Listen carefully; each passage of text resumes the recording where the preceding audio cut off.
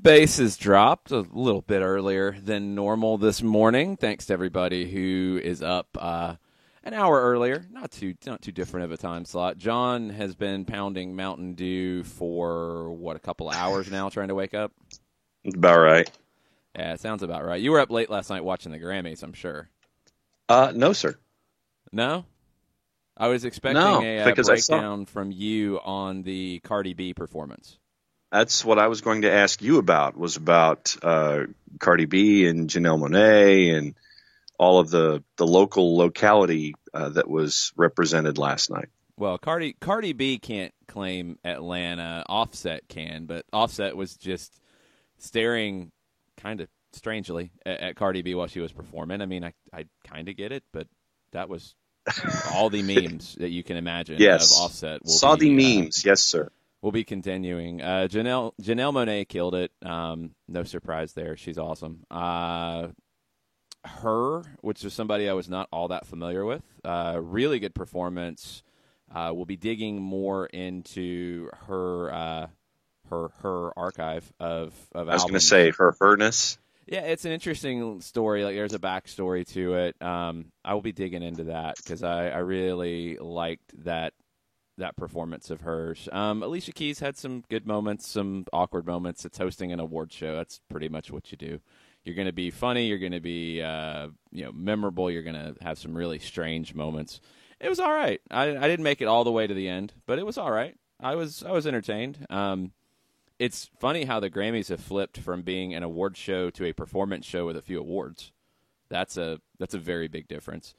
Oh, the highlight of the night was probably the Dolly Parton tribute that Dolly Parton paid tribute to herself because she's that awesome, and she's just going to come out and be the centerpiece of the tribute to herself, which was amazing. I was going to say, please explain this Dolly Parton tribute. She came out and performed with Dolly with everybody. Parton. She did. I don't know if it was planned that she didn't just like crash the stage, but that would have been fun. Yeah, and she could do whatever she wants. I mean, if she wanted to crash her own tribute performance and just take over, it's Dolly Parton. She can do whatever she wants. No problems with that at all. The other one that was a lot of people talking about, well, Childish Gambino won some awards. That was very good. The other one a lot of people were talking about was the Motown tribute with Jennifer Lopez, Ne-Yo, Smokey Robinson, Alicia Keys made a cameo. It was a little strange. A lot of people were going at J-Lo about it. There was some lip syncing involved. Yeah, but on these shows, I mean, let's be real. You can grunt and groan about it, but are you going to be able to dance like that and sing like that? Oh, Lord, no. Exactly. Now, my issue is it's a Motown tribute. I think there are some Motown songs that J-Lo's voice works really well on. I don't think I would have had her carrying the whole Motown tribute. No. Just with the other performer that was on the Motown tribute that wasn't on anything else, I would have had Ne-Yo carrying the Motown tribute and have J-Lo do a song and maybe have somebody else pop up and do a song, and that would have been fine. It turned into more of a dance performance thing than a Motown tribute, and it could have been better. It wasn't as bad as the Twitter trolls that are out about everything will make you believe. But yeah, it left a little bit on the table. It could have been better. But I was entertained. It was fun to watch the Grammys for the first time in a while. So Casey Musgraves and Childish Gambino were your big winners, and I would back those. No problems with those award winners. All in all, good night. Good night of music. It was fun. Because, I could sit there and go Childish Gambino, yes. If you told me that this is a Casey Musgraves song without telling me it was a Casey Musgraves song and then tell me it's a Casey Musgraves song, I probably couldn't have identified it. Casey Musgraves is one of the better new country artists out there. I like Casey Musgraves. Okay. I guess one of the performances that surprised me because I hadn't really even thought much of the song was duo Dan and Shay. They have a song called Tequila that it's okay. I mean, it's Okay. kind of there. It's a country song that gets crossed over. It's a country partying song like they never have in their it's not a partying song. No. No? No, don't. Again, John, don't jump to these conclusions. Just because it's called Tequila and that doesn't mean it's a country partying song. It's not really a up-tempo partying song. The performance was really good with acoustic guitar and piano. And that's where I was going with it. Like I was pleasantly surprised that it wasn't, just the basic performance. It was stripped down a little bit. It was good voices. I was really impressed. And I like it when musicians can strip it down and rely on as much of their own internal talents as their musical talents to do things like that. I don't like, as much as I can get into the overproduced stage presentations and things like that, give me a singer / songwriter / group that can strip it down and really pour themselves into music like that. Yeah, it was fun. Lady Gaga's performance was odd. How odd was it? Odd. I mean, it was just, it's a duet, and Bradley Cooper was not there, so it was not a duet. I don't know. Felt like it was just trying too hard.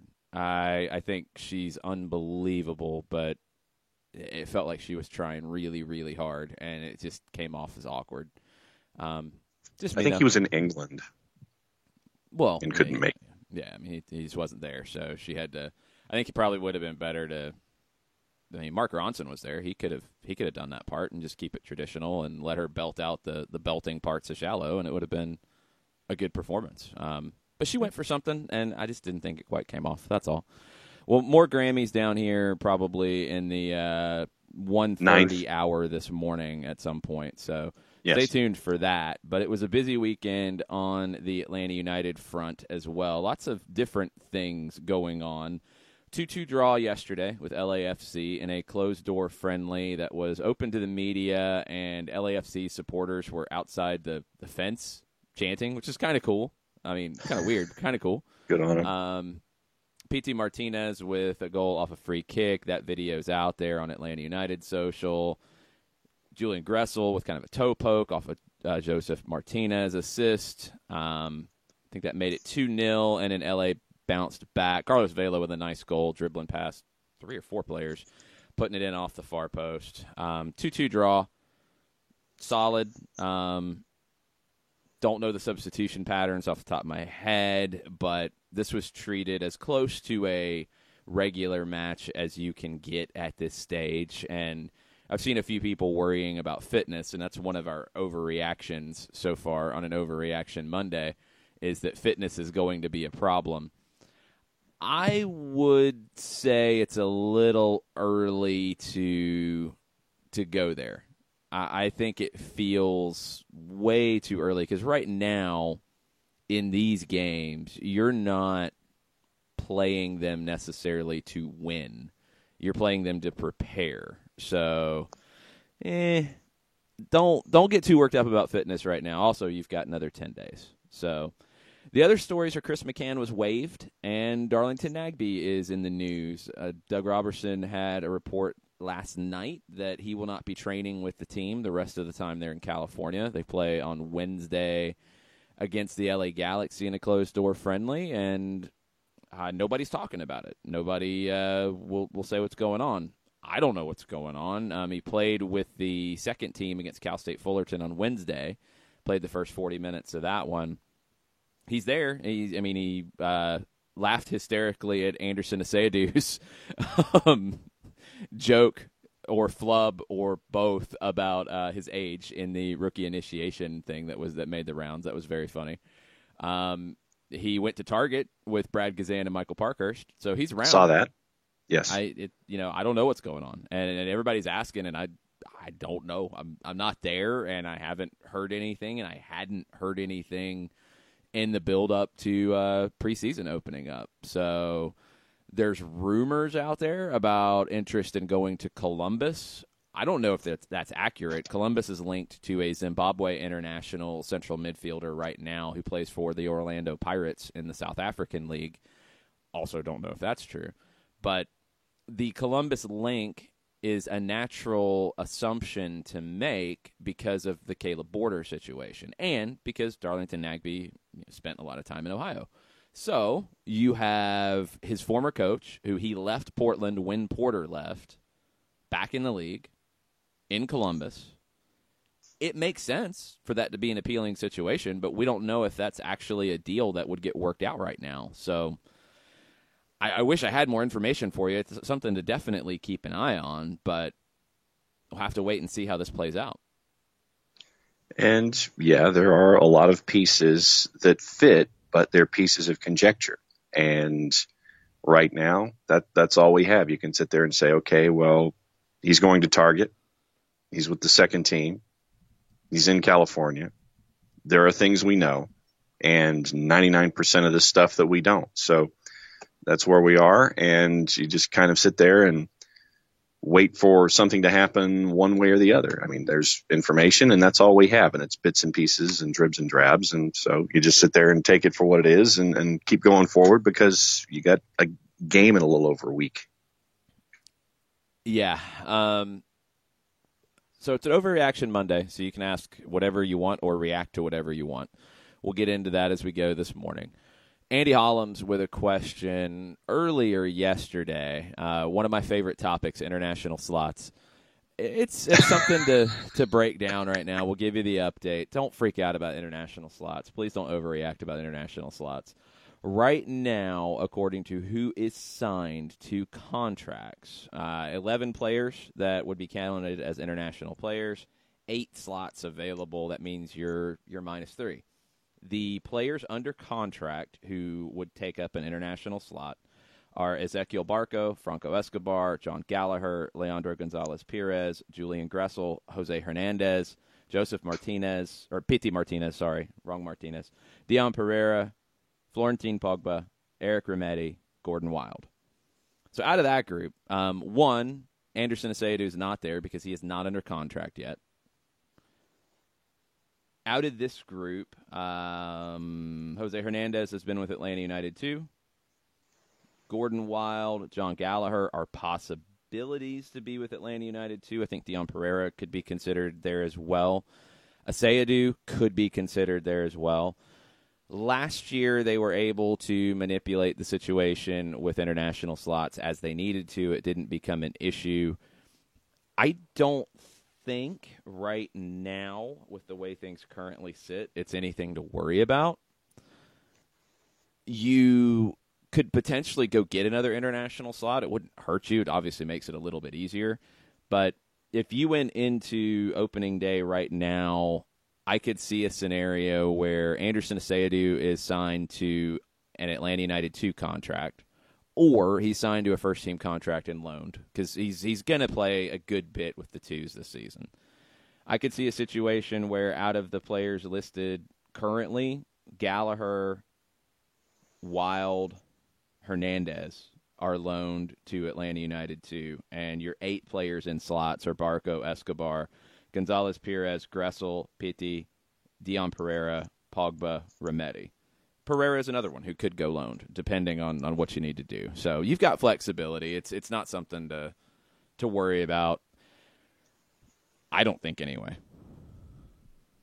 No, as you were going over the list at +3, the names that you had and the names that you pulled for possible/probable ATL UTD2 DD were the ones that I was checking off on my list as well. And to have as many talented players as you have, it is good to have the riches and good to have ways that you can slide them one way or the other. But I was with you in checking off the names as to what directions they might go. So I once again, Overreaction Monday or Overreaction Sunday, I guess is what it was in that case. But everything should be working out fine.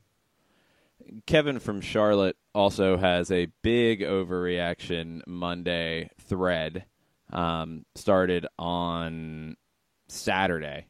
It's a lot of overreacting, Kevin. Predictions for goals, starts, assists this year. This is bold. Yes. From Kevin from Charlotte. couple of the highlights, and we're going to retweet the chart right about now so you guys can have at it. Give your overreactions to an overreaction or a potential overreaction. Depends on what you think. An anticipatory action. Couple of highlights. In all competitions, Kevin is looking at 106 goals scored, 80 in the MLS regular season. So we'll start just MLS regular season. 23 goals, 5 assists for Joseph. Barco, 7 goals, 17 assists. PT, 15 and 12. Tito, 10 and 5. Gressel, 7 and 14. Bello, 3 and 7. Breck Shea, 5 and 3. Nagby, which might have to be revised, 3 and 3. Those are your highlights. A few others here and there. Carlton, 2 and 2. Not too crazy. None of those numbers really freak me out. 17 assists for Barco is a lot, but I think he's capable. Everything else, honestly, feels about right. There's really not much to argue about here. No, I mean, I had Joseph with maybe a little less and then distributed more with Tito, perhaps a little more, Barca with a couple more goals. Now, I was looking at Joseph just north of 20, Tito in the mid-teens, PT in the mid-teens, Barco about 10. The Breck Shea number, if Breck ends up with, 5 and 3, mm-hmm. You take that and run. And for Nagby to go 3 and 3, I would love to see, Darlington put the ball in the back of the net. So, I had Joseph with a little more and then a couple of others or a little less and then a couple of others with a little more. So I could see those numbers. Yeah, I think they're realistic. 80 goals for the team for the season is high, and that would be maybe the biggest question mark, just overall number. But the individual numbers, there's nothing that jumps out to me as, oh, no. There's nothing that feels completely out of place. In terms of starts, Kevin's got Tito with 12 for the season. That feels a little low. Yeah. I think he'll get more than that. I don't know at whose expense, though. And that's the biggest question mark right now, because when you look at what we saw on Wednesday, and we did not see Sunday against LAFC, we did not see the Seattle game. We've seen names on paper. We haven't seen the way it played out. What we saw on Wednesday was 3-4-3, which is different and which is going to affect who can play together at the same time and who can't. Is that going to be a default shape? Is that something to take advantage of something you see about Herediano, which is very possible? Is it what you feel like you're best suited to play right now as you build? I think you have the pieces to do it. I really do. It kind of suits this group. There's some question marks because 3-4-3 is a difficult style to play, and it requires everyone being on the same page, and it requires a lot out of your wingbacks. It requires a lot out of your central midfielders to be connected, and it gives a lot of freedom to your front three. That is all something that this team is capable of, for sure.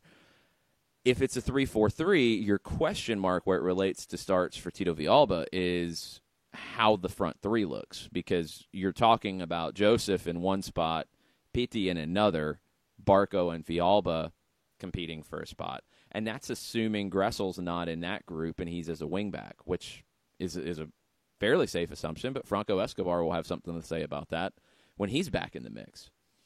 The competition for spots will be fierce no matter what shape they play. But the 3-4-3 has question marks. The 3-5-2 has question marks about what group plays together. A 4-2-3-1, 4-3-3. Both of them have question marks. So none of it's going to be a simple solution, and I think every match you're going to see somebody that is a very capable starter coming off of the bench. And one thing that Kevin breaks down in his spreadsheet is the larger number of players who get starts this season. And I think with the CONCACAF Champions League, with the more compressed schedule, and with the increased competition for playing time. I think that's definitely going to be the case. You're going to see more rotation of starting lineups as you go this year, just honestly, because I think you're going to have to. It's going to be fun. It's going to be fun to break it down and watch it week after week and game after game and see how this thing evolves, because this has the potential to be a very interesting year from a tactical perspective. And I'm especially really looking forward to that. I'm looking forward to digging into how Frank DeBoer sees this team playing week in and week out, and what he might ask some of these players to do that is a little outside of their comfort zone and different from their previous experiences. And I can't wait to see how the league reacts to it, because if they come out and play a lot of 3-4-3, I don't think there's been a team in MLS history that has been committed to that shape on a regular basis. I don't think it's happened. We've seen 3-5-2 teams. We've seen 4-4-2 teams. We've seen lots of 4-2-3-1s or 4-3-3s. Don't think we've seen a 3-4-3 on a regular basis in this league. And that could be a very interesting thing. Remember how Chelsea kind of flipped the Premier League on its head a couple years ago with Antonio Conte's 3-4-3 when he went to it. And everyone was like, what? How do we do? What? Maybe you're going to get some of those discussions around this with Atlanta, if that's what they go with. It'll be a lot of fun. We're going to take a break, get into your overreactions after this. Today's show is presented by Appolinsky & Associates, personal injury lawyers with over 30 years of experience, supporters of Atlanta United, Faction, and Inter-Atlanta Youth Football Club. If you've been hurt in a wreck, contact Steve today at steve@aa-legal.com or call in 24/7 at 404-377-9191. The initial consultation is free. A ranger station. I'd like to report a bear hug. Okay. I put out my campfire and Smokey Bear hugged me. So you drowned the fire, you stirred it, drowned it again, and felt that it was cold? Uh-huh. Yeah, he's just letting you know you did good. Bear hug from Smokey Bear. Status update. I'm gonna let you go now. There are many ways to start a fire, but one sure way to put it out.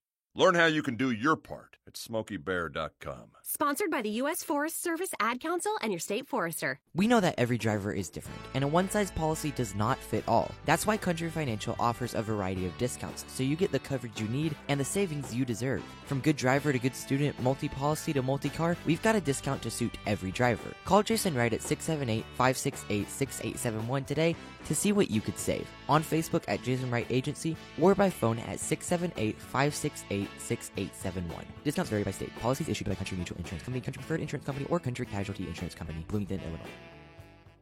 Every hiring manager knows that a company is only as good as the people it's made from. So where do you find the best people? That may surprise you.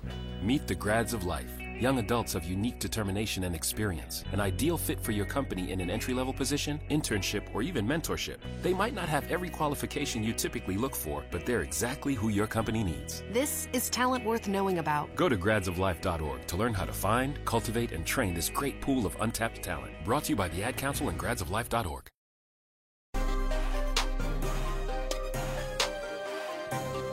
Welcome back. Segment 2. Soccer down Yo. here. A little earlier than normal. Yes. We're making it okay. The Mountain Dew is kicking in for John. No Red Bull for me just yet. It's a, What? I'm trying to space it out. I got a long day. We have soccer over there later today as well. So, lots of stuff today to dig into. So, gotta pace myself, sir. Gotta pace myself. That's what we're doing. John had a good point, but I think he had it for the wrong reason, according to our conversation in the break. Manchester City, talking about rotating squads. How many starting level players does Manchester City have? About 18? 11 billion. Well, I don't think they have a limit on their roster, but no, not that many, but 18 or so, 20 or so, and you can only start 11. They have to rotate it, and players have to be sharp when they do get those opportunities. Major reason why they have to rotate it is Champions League and the goals that they have for Champions League. Now, they also have an extra cup competition. They have the Gummy Bear Cup, the Carabao Cup, And then I'm you glad I'm got not FA. the only one who calls it that. I heard Dunny calling it that on a counterattack, and I felt vindicated because the Haribo, Carabao, they look the same to me. So, yeah. Yeah. It's Gummy Bear Cup. And Energy. Yeah, no, energy drinks. I know. But it's the Gummy Your Bear Red Cup. Bull. We all know this. Oh, I know. It's Gummy Bears.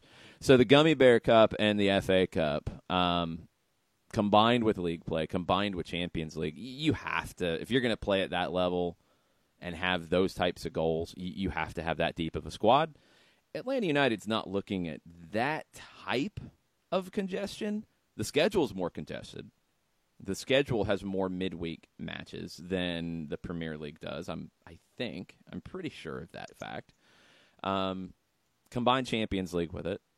Combine an Open Cup that I think Atlanta United wants to perform better in. They've not been happy with their performances in the first two go-rounds in the Lamar Hunt U.S. Open Cup.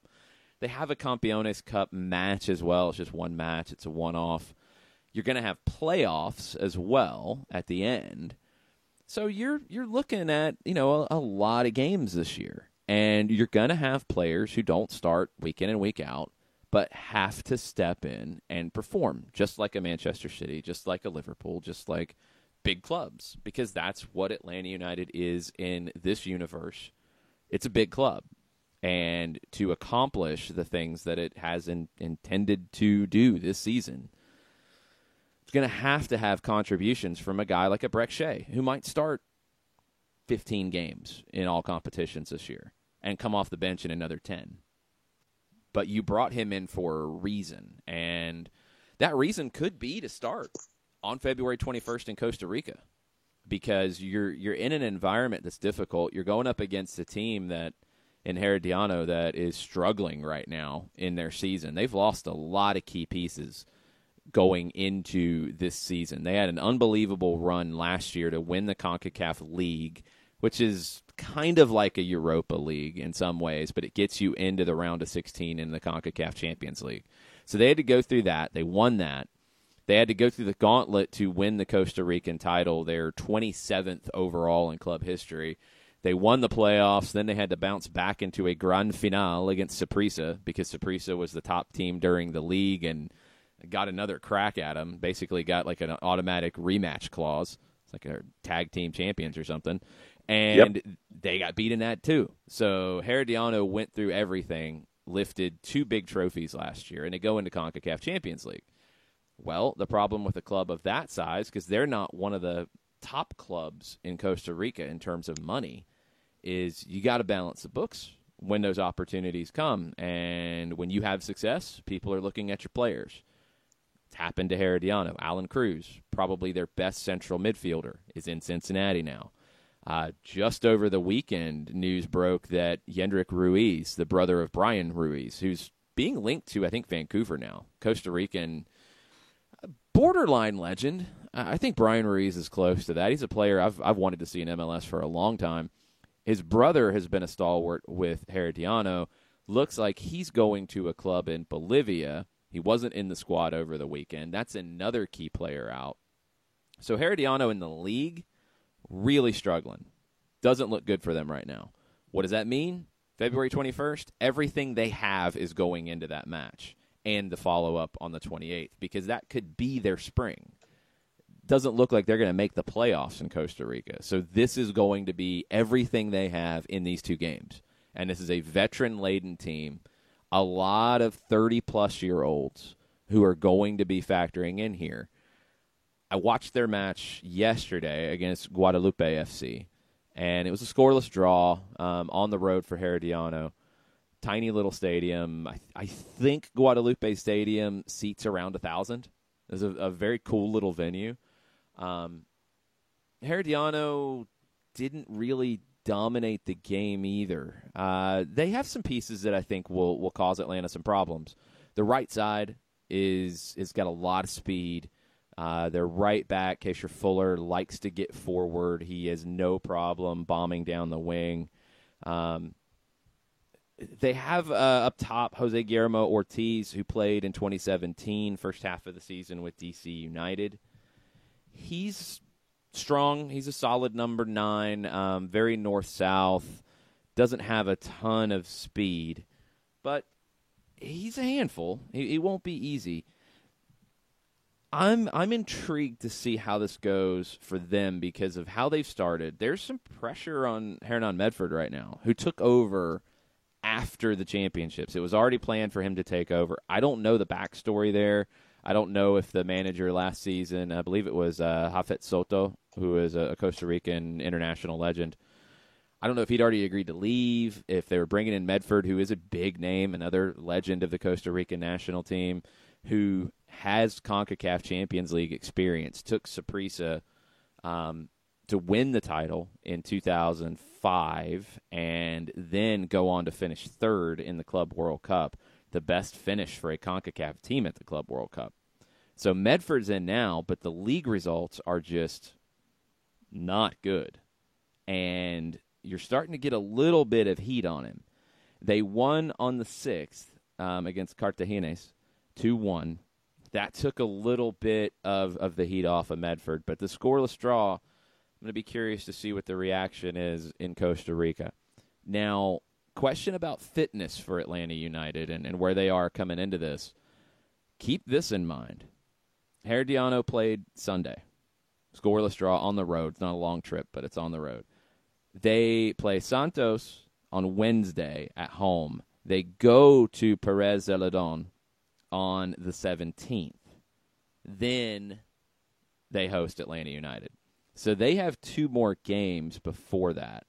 Then in between legs of the CONCACAF Champions League, they have a trip in league play to San Carlos. They have a lot of matches. Now, they're going to be in far closer to midseason form because it kind of is midseason for this Costa Rican season. But they're not going to come in with necessarily fresh legs, John. So both teams have challenges. I just worry about a team in the situation that they are kind of out of it in league play. I mean, maybe they sneak into the 4th spot and get into the playoffs, maybe. But right now they're in 9th out of 12. Kind of have that wounded animal feel. And with a veteran team that if things are simple for them and they don't have to worry about how that game against Perez Zeledon goes and how that game against San Carlos goes, and it's all about this is our season. This is this season for this team. Beat Atlanta, get to the quarterfinal round, and we've accomplished something. That can be dangerous. And do not be surprised if they pull out every trick in the book when it comes to presentation. I'm trying to figure out how to best describe theatrics. That's the word I was looking for. Do not be surprised if everything is thrown at it, and I mean everything. They long bomb on offense, try to get on the front foot immediately, try to get Atlanta United into situations where a referee will blow a whistle off a theatrical approach to hitting the turf. If they throw everything at this season in this match, that's the challenge, and getting through that first part for Atlanta United and asserting themselves will be what folks need to look for. Yeah, there's going to be a lot of challenges in this for Atlanta United. Just going on the road, first time, small stadium, you're going to have a crowd that is up for it because, again, this is the biggest match of the season. And don't think that Atlanta United doesn't have a reputation already in CONCACAF. They are seen as a giant already. And, you know, right now, this version of CONCACAF Champions League, the teams that people are looking at are Monterrey and Tigres and Atlanta United. Those are the teams that are getting talked about as the big boys. So Herediano would love to take out the new big boy of CONCACAF. They would love to pull this off because this is a club with a proud history. They're just struggling at the moment. And we'll have to see if they can overcome the losses of players that they've had, if they can find a plan that works, because that was the biggest thing that jumped out to me yesterday watching their match against Guadalupe, is they're playing a 4-4-2, 2 central midfielders that sit deep. two forwards, but neither one's really checking into the hole. The wingers pretty much stay wide, so there's a big space between the central midfielders and the forwards. That's something that Atlanta United can exploit. There's definitely weaknesses in the group, and we'll have to see if they can find a strategy that works. The two things that jump out to me early on in my studying of Herediano is they lead the league in yellow cards. They have no problem playing physical. They have no problem, as John said, with the theatrics. They have a very CONCACAF-y feel. But also, in this last year, and this includes the fall season as well, 21 goals in the final 15 minutes of matches. That's 38% of their overall goals scored. They will not quit. They will not let up, and they're the masters of the late match dramatics. 38 total goals scored in the second half. That's 69% of their overall total. So this is a team that you can't let up late. You're going to have to finish the match strong. And last season, I know everybody thinks about the Dallas match. Atlanta gave up some goals late. They need to score goals late as well, and that's something they've done pretty well in their first 2 years of existence. In a perfect world, though, you finish the game off early, and that's the better route if you can pull that off. You get goals early, you break their will, and if you can get a lead and hold it in Costa Rica and bring it back, that second leg becomes a lot more manageable. And John, this is something that you've seen from following the game in Europe for years. You get into these two-legged ties, and you're also playing league play alongside.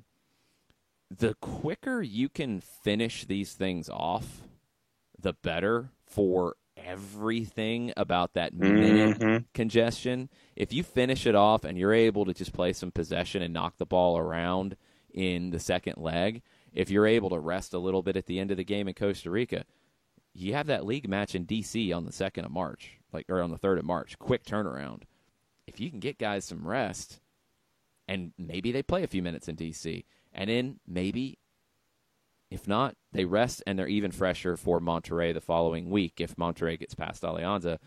You want to finish games off as early as possible in these situations. No doubt about it. Get yourself out there, get on top, make it. And I mean, even, Atlanta United fans saw it against Red Bulls. You get out, you put your foot down, you get out there, get the early advantage, then you can kind of somewhat ease your way through the remainder of that match, get you ready for the second leg. Doesn't matter. Any kind of competition anyone has seen in the past that's a two-legged round. You get out early, you knock it down, you get on the front foot, you can rest some players, you get it to an advantage where you think that it's good to go. Then you can think about the other things, but it's always first thing first, do your best to get that advantage so you're not having to grind out a result and grind out your roster having to deal with multiple competitions. And you don't want to grind that out against a team that is comfortable scoring goals late. You don't want to get to that situation. So the earlier you can put this team away, the better. It is an older team. And they have a few guys that I think can run with Atlanta in terms of just pure speed. Not that many.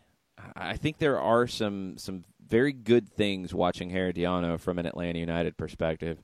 There's some good things that they can exploit, and they're going to have to do that and do it as soon as possible to make this a very comfortable 2 matches coming up in CONCACAF Champions League. We'll have more as we go this week previewing CONCACAF Champions League, not just for Atlanta United, but the other MLS teams as well. And we'll talk about the potential matchups that are down the line. Monterrey and Alianza from El Salvador is on the other side of the bracket from Atlanta and Herediano. Those winners will face off in the quarterfinals. And Atlanta-Monterrey, you don't want to look ahead, but it comes so fast with that quarterfinal match the following week. That's a heavyweight battle. And that's a battle of a very established heavyweight against the new up-and-coming heavyweight. That would be one that would turn CONCACAF on its head and get a ton of attention. It would be a lot of fun. Let's see if we get there first. Let's take a break, come back, more Overreaction Monday takes from you guys. Join us on Twitter at Soccer Down Here. Let us know what you're over, under, on par reacting about from the weekend. We'll be right back. As a business owner, you know that every year brings new challenges and opportunities. The success of your business demands expertise and focus. And Country Financial can help you keep that focus by helping ensure you have the right insurance protection in place to meet your goals. Jason Wright can help you create a customized insurance plan that has coverages designed just for your business. Give Jason a call at 678-568-6871 or reach him on Facebook at Jason Wright Agency. Coverages vary by state. Policies issued by Country Mutual Insurance Company, Bloomington, Illinois. Got issues with youth or high school sports? Positive Coaching Alliance can help. PCA is a national nonprofit working to transform youth and high school sports so that every child has a positive character-building youth sports experience. PCA provides live and online workshops to train double-goal coaches whose first goal is winning and whose second, more important goal is teaching life lessons through sports. PCA also has workshops for parents and high school student-athletes. For more information, please visit positivecoach.org.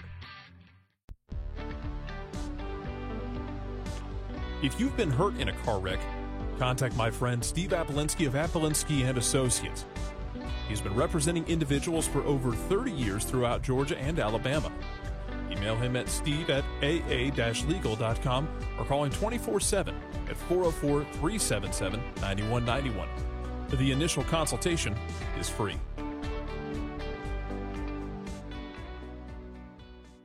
I adopted Bento in 2010 from a shelter. This cat makes me make art. He's always motivating me to draw pictures of him. He just is motivating artistically. He's my best friend, but a lot of people know him as Keyboard Cat. Keyboard Cat, YouTube star and shelter pet. Amazing adoption stories start in shelters. Start yours today. Visit theshelterpetproject.org to find a pet near you. Brought to you by Maddie's Fund, the Humane Society of the United States, and the Ad Council.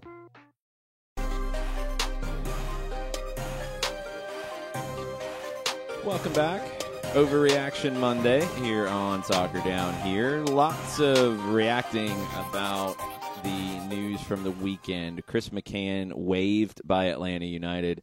Darlington Nagbe not training is what we know at this point. Rumors of Nagbe wanting to go to Columbus, which so far have been unsubstantiated. But look, you're not going to really know. So, this is not exactly – I think a lot of people are asking, well, what's going on? What happened? Did this happen? Did this happen? Did that happen? This stuff doesn't get out with this club.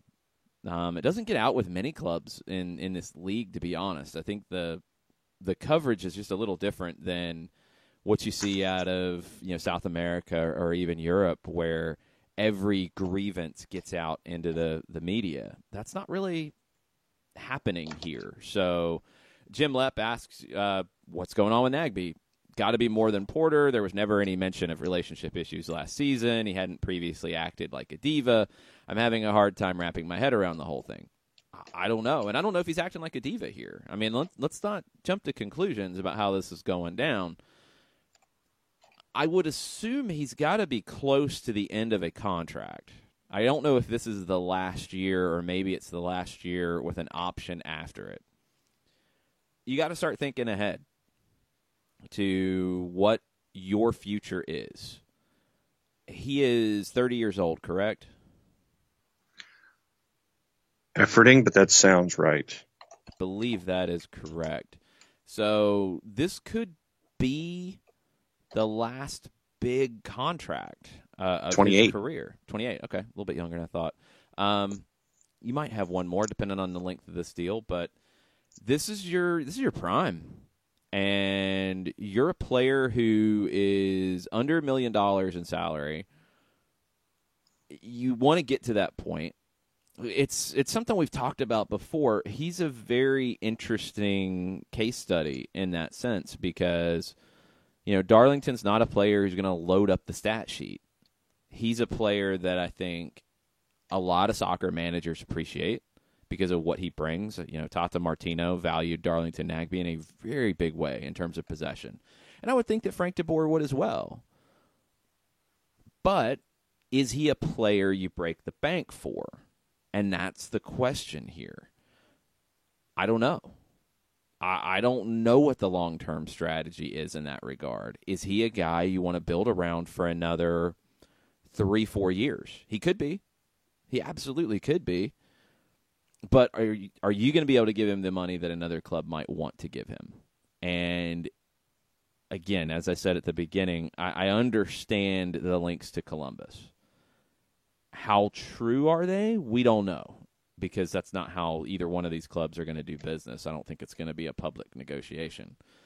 But it would be a very comfortable landing spot for him if he decides to leave. But I wouldn't jump to conclusions about acting like a diva here. I wouldn't jump to conclusions about big relationship issues. This could purely be business, contract, and what's next for Darlington figuring that out, what's next for him in Atlanta, what's next for him after Atlanta.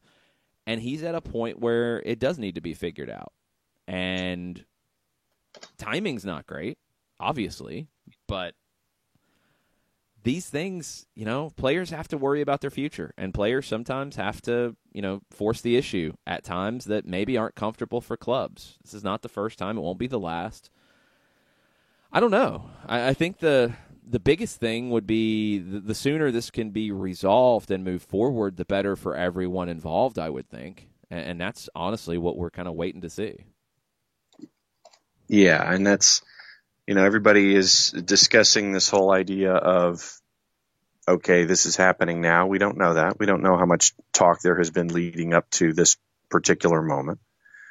And both sides are looking at their futures. So when there's more that we don't know, obviously that's what Mondays are for here on the show, for people to bring out these kinds of topics. But I would say we don't know 99% of what's going on. Like I said, we know that he went on a target run. We know when he played. We know where he's practicing. We know who he's not practicing with. The rest of this is people putting dots together and trying to come up with a picture.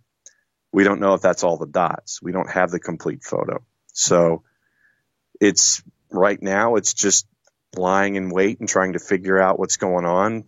But remember, stuff's going on in a week and a half. So there's other things that have to be focused on, and you don't want anything to bog the whole process down because of how important the early part of the season is, because of all the competitions and all the matches that you're getting involved with. So there's a lot of stuff going on. There's a lot of stuff that a lot of people have to focus on. And right now, focus is from a bunch of different parties in a bunch of different places. So it's just be cool. Everything will work itself out, whatever that means.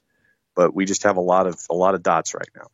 Yeah, see, I wouldn't even necessarily say just be cool. I mean, I totally get it. It's not a situation you want to have right now. It's not perfect timing at all. Joe Boss, what's the deal with Nagbe? Is it some conflict? Obviously, something's wrong. Something's wrong just in the sense that he's not training, but is there a huge bit of drama? Honestly, I think if there was, he wouldn't be participating in team activities. Right. That's what I keep going back to, is if there was some big dramatic problem, he wouldn't be there. And he has been. Now, the report from Doug from late yesterday, that he's not going to be training the rest of the time there in California. Okay, what does that mean? Don't know. Does it mean something's imminent? Maybe. The quote that jumped out to me from Doug's article was from Brad Kazan. He said, "It's between him and the club. I've known D for a long time. He's a great teammate. Us as players, us as a team, where we will be is where we will be. From our standpoint, he's obviously not here, and we go about our business in a very professional way." I mean, that's how teams operate. Like, guys are going to be friends with Nagbe. I think they want what's best for him, period. That's how players are. I don't think players it's incredibly rare that players begrudge other players for trying to do what's best for that individual. Yeah. I mean, obviously we saw some weirdness in Pittsburgh with the Steelers this year with Le'Veon Bell and his holdout. That was a much bigger, more awkward situation. This, I don't think there's any chance of this getting to that degree. And I don't think there's going to be any problem with the players if it gets resolved, if it doesn't get resolved. This is business, and it's business for the individual as well. The hope is that it gets resolved quickly, because that is something you don't want hanging over. You don't want, a player of his caliber not being used. It's an asset that's not being used. So, okay, what can you get for it if it's not going to work out to be here, or can you rework it to where it's good to be here? These are the questions. The Chris McCann situation being waived this weekend, I don't think it has anything to do with it. I've seen people trying to connect the two. I don't think they are connected. I could be wrong. Could be wrong completely. I mean, you look at the depth chart, and we'll get this more in the final segment of hour number one. You look at the depth chart, and with the additions that Atlanta United's had, Chris McCann is pretty far down the depth chart on any of the different positions that he would be playing in. With the salary, and yes, we've talked about his salary many times, it's a tough one to stomach. You don't want to be in that spot where you have a player that is not going to see the field very much for you if everyone stays healthy, who's making that much money, when you have young players coming through who can fill some of those roles. Now, the question, and it's a good one from Trains, and honestly, I do not know, because it seems like this is made up on the fly by the league. In instances of being waived, does that mean the league is still paying the player's contract? Like when Yura Movsisian showed up on the salary guide attached to MLS. What actual benefit does waiving provide, and why was it done to an apparent fan favorite? Nice dig, Trains. We knew that one was coming. The benefit that it provides is it clears a roster spot. And that's one that maybe was needed. You needed to make an actual roster spot because you have 20 on your senior roster. You needed to clear one possibly. That's one benefit it provides. The salary relief, I think we'll have maybe a better sense once he goes through the waiver wire process and we see if he gets picked up. But I don't know. I don't know how much salary cap relief it provides. That is a really good question, and it's one that seems to change situation by situation. Let's take a break. We'll come back, talk a little bit about that depth chart as we finish up hour number one after this. Today's show is presented by Appolinsky & Associates, personal injury lawyers with over 30 years of experience, supporters of Atlanta United, Faction, and Inter-Atlanta Youth Football Club. If you've been hurt in a wreck, contact Steve today at steve@aa-legal.com or call in 24/7 at 404-377-9191. The initial consultation is free. A ranger station. I'd like to report a bear hug. Okay. I put out my campfire and Smokey Bear hugged me. So you drowned the fire, you stirred it, drowned it again, and felt that it was cold? Uh-huh. Yeah, but he's just letting you know you did good. Bear hug from Smokey Bear. Status update. I'm gonna let you go now. There are many ways to start a fire, but one sure way to put it out. Learn how you can do your part at SmokeyBear.com. Sponsored by the U.S. Forest Service, Ad Council, and your state forester. We know that every driver is different, and a one-size policy does not fit all. That's why Country Financial offers a variety of discounts, so you get the coverage you need and the savings you deserve. From good driver to good student, multi-policy to multi-car, we've got a discount to suit every driver. Call Jason Wright at 678-568-6871 today to see what you could save. On Facebook at Jason Wright Agency, or by phone at 678-568-6871. Discounts vary by state. Policies issued by Country Mutual Insurance Company, Country Preferred Insurance Company, or Country Casualty Insurance Company, Bloomington, Illinois. Every hiring manager knows that a company is only as good as the people it's made from. So where do you find the best people? That may surprise you.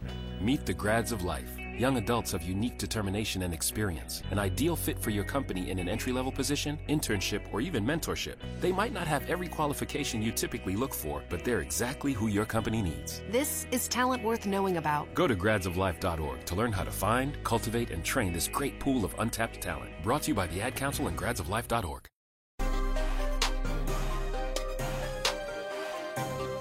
Welcome back. Final segment, hour number one, Overreaction Monday, an hour earlier than normal. Some people might jump in at 9 o'clock and be like, what? Hour number two? What's going on? It's crazy pills. I don't know. We had to jump in a little bit earlier today. I have a meeting after the show. Official stuff. Radio stuff and stoppage time stuff and stuff. So that's where I'll be headed after the show. But let's talk a little bit about that depth chart. So Chris McCann last year provided depth at left back. You've added Breck Shea. So you have another piece. Yes, Greg Garza's gone. You're expecting more time for George Bello. You also have Jose Hernandez. You also have Mike Ambrose. Okay, that one's pretty filled. Center back, you've added Florentine Pogba. Miles Robinson, you're expecting more from him. Franco Escobar fits in as a center back as well, next to Leandro, next to Michael Parkhurst. There's not a lot of time there. Central midfield, which I think in this system has shown to be maybe one of his weaker spots. You have Eric Remedi. You have Jeff Larentowicz. Hopefully you're going to see something from a Chris Goslin. You have Kevin Kratz. You have Julian Gressel who can slide in there. You have maybe Ezekiel Barco who can drop in. Right now you have Darlington Nagbe as well. You have a lot of pieces in the central midfield. There's just not a lot of space where Chris McCann becomes vital for this team. I think it comes down to that. You know, you had a transfer window. Maybe there were deals that were on the table that didn't happen, or you just couldn't find the right situation for the player going forward, and this is what you have to do. But Trains ask, what actual benefit does it provide? We don't know roster designations as of yet, and they won't become permanent until the roster compliance date. MLS will publish it then on their website in the media section as to who is a senior roster player, who is a supplemental, who's a reserve roster player. McCann, his number, his age, he would be on the senior roster. So you have 20 spots there. If you have to clear a senior roster spot, you have to waive a player, and this would be the way to do it. Now, the salary cap part of it is a question. I don't know. I would assume that if he is waived and not picked up, if his salary was guaranteed, it's still going to be on your cap. You do have the option to buy him out. You get to buy a contract out once a year. You get to buy one contract out each year. Don't think Atlanta's had to buy anybody out as of yet, ever. It could be an option here. If you want to clear that cap space, if you don't think you're going to need to do it another point this year, that's an option. So there's still ways to navigate it, but I think it's down to that senior roster spot. With 20 available, if you needed to clear one, this was the way to do it. Yeah, I mean, that's what it all points to for me. And, you know, like I said, this happens in other sports all the time. It just that in this particular case, it has happened to an OG for Atlanta United. And I know that there are a lot of folks that have expressed on social media that, you know, nothing but tip your hat. Thanks for everything. You did great work. And, you know, may the wind be at your back, and may you have calming seas across to wherever you're going to head to next. So, you know, that's the bottom line for me. Just tip your hat and go, and, you know, thanks for everything, and change happens. Yeah, I hope he catches on somewhere. I think he's still got some years to give. I think he could play in this league. I think he could play in other leagues as well. It's just a situation where it wasn't the fit here going forward for that number, and I think the criticism that has been out there of Chris McCann is far more related to his contract number than his performance. He's done the jobs that have been asked, and if you go back and you look at the injury problems in 2018, didn't really get talked about very much because they were handled very well. A big reason why they were handled very well was Chris McCann being able to play multiple roles for you. He was a vital part of the 2018 championship team, and I think he'll be remembered as such. Let's take a break. Let's come back, and let's get into hour number 2 on an Overreaction Monday right after this. As a business owner, you know that every year brings new challenges and opportunities. The success of your business demands expertise and focus, and Country Financial can help you keep that focus by helping ensure you have the right insurance protection in place to meet your goals. Jason Wright can help you create a customized insurance plan that has coverages designed just for your business. Give Jason a call at 678-568-6871 or reach him on Facebook at Jason Wright Agency. Coverages vary by state. Policies issued by Country Mutual Insurance Company, Bloomington, Illinois. Got issues with youth or high school sports? Positive Coaching Alliance can help. PCA is a national nonprofit working to transform youth and high school sports so that every child has a positive character-building youth sports experience. PCA provides live and online workshops to train double-goal coaches whose first goal is winning and whose second, more important goal is teaching life lessons through sports. PCA also has workshops for parents and high school student-athletes. For more information, please visit positivecoach.org. If you've been hurt in a car wreck, contact my friend Steve Apolinsky of Apolinsky & Associates. He's been representing individuals for over 30 years throughout Georgia and Alabama. Email him at steve@aa-legal.com or call him 24/7 at 404-377-9191. The initial consultation is free.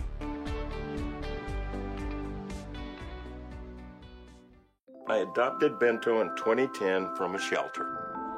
This cat makes me make art. He's always motivating me to draw pictures of him. He just is motivating artistically. He's my best friend, but a lot of people know him as Keyboard Cat. Keyboard Cat, YouTube star and shelter pet. Amazing adoption stories start in shelters. Start yours today. Visit theshelterpetproject.org to find a pet near you. Brought to you by Maddie's Fund, the Humane Society of the United States, and the Ad Council.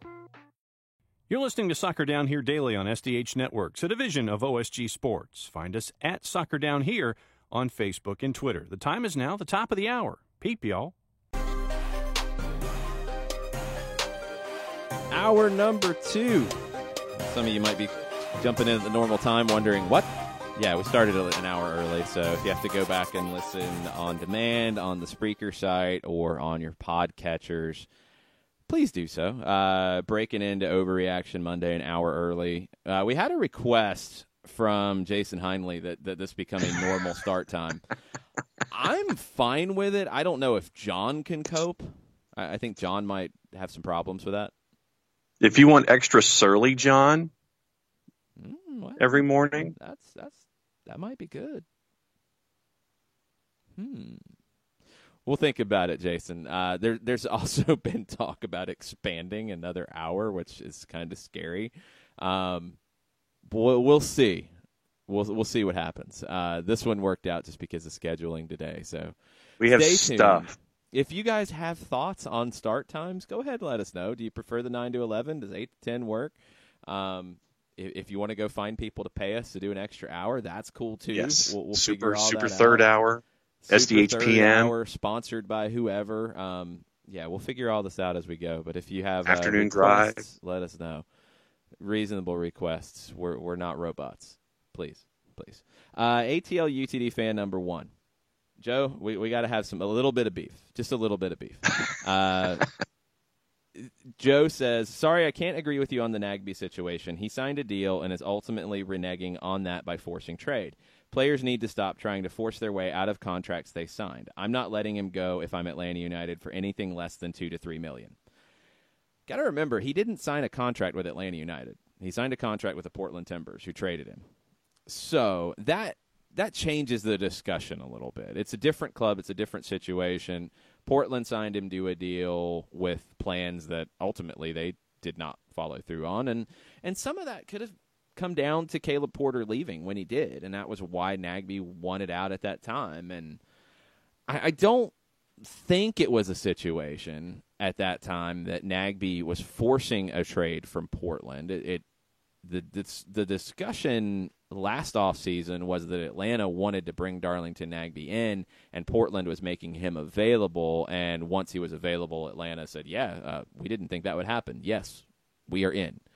And they gave up not quite $1 million in overall deal. There was a lot of escalators on that deal that were very strategically written in, I think, so that they were very difficult to hit. So let's just round it at $1 million. I don't think you're going to be able to flip it for 2 to 3 after the year that Nagbe had last year, which was good, but also had an injury in it. I think getting 2 to 3 is unreasonable. I don't have a problem with Darlington Nagbe if he's trying to force a trade or whatever. I think it's down to a contract situation. I think it's down to he's got to be late in the deal that he's on. You, as a player, you have limited leverage in these situations, and when you're getting late into a deal, you have to try to either force a new deal to get signed for the money that you want or the years that you want, or you got to force your way out to a club that would give you that deal. And that's the part that we don't know. Is there another club? Is Columbus?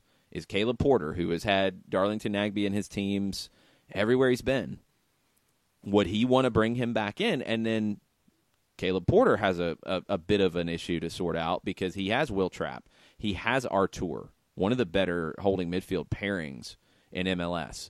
Does he look at Nagbe replacing a Pedro Santos, who's been a disappointment? You have Justin Merrim as well. Where does he look at Darlington Nagbe fitting into a Columbus Crew team that is new to Caleb Porter? Does he want to bring a familiar face in to be able to play the soccer that he wants to play? Would Columbus value Darlington Nagbe in a bigger way than Atlanta United would? Would they give whatever the asking price is, first off? I don't think you want to lose money on the deal if you're Atlanta United, but I don't think you're going to be able to pull $2 to $3 million. I think that's a big inflation. Joe also says, if he can't get that trade to include letting him go on a free at the very end of his current deal, I don't like that, because here's the flip side. And this is something that Kevin from Charlotte brings up. Can you help people cope with their overreaction of a possible Nagbe departure? Everyone is so quick to write off Larry. Last week, everyone bragging about our depth. Now one starter may be gone and we're going to lose everything. I don't think Jeff Larentowicz is done by any stretch. I also think that if you get into a situation where Darlington Nagbe is not part of Atlanta United, it gives you a lot of clarification on what you're going to do with Franco Escobar and Julian Gressel. Gressel can become that 8 and fill that role. Now, I think he needs some work there, but I was far more encouraged by his work in the postseason playing as an 8 on one side of Eric Remedi than I'd ever been about his time playing as a central midfielder. So, is he ready for that type of situation? I think he could be. You have depth. The depth is not the issue here. I really don't think it's the issue. The other thing I would say to Joe is you got to find a balance here. Okay, player wants out of the contract that, yes, he signed. He signed it with Portland. He got traded to Atlanta. He's coming up against it. He wants a new deal, you would assume. He wants clarity on his future. Okay, you cannot fault a player for that. I don't think you can, especially in this situation where he didn't sign the contract with Atlanta. He signed it with Portland and got traded. I don't want to let him walk on a free. I also don't want a player who is unhappy. Doesn't look like he's unhappy. Doesn't look like it's a problem, again, because he's hanging out with the guys. He's laughing hysterically at Anderson Aseyadu.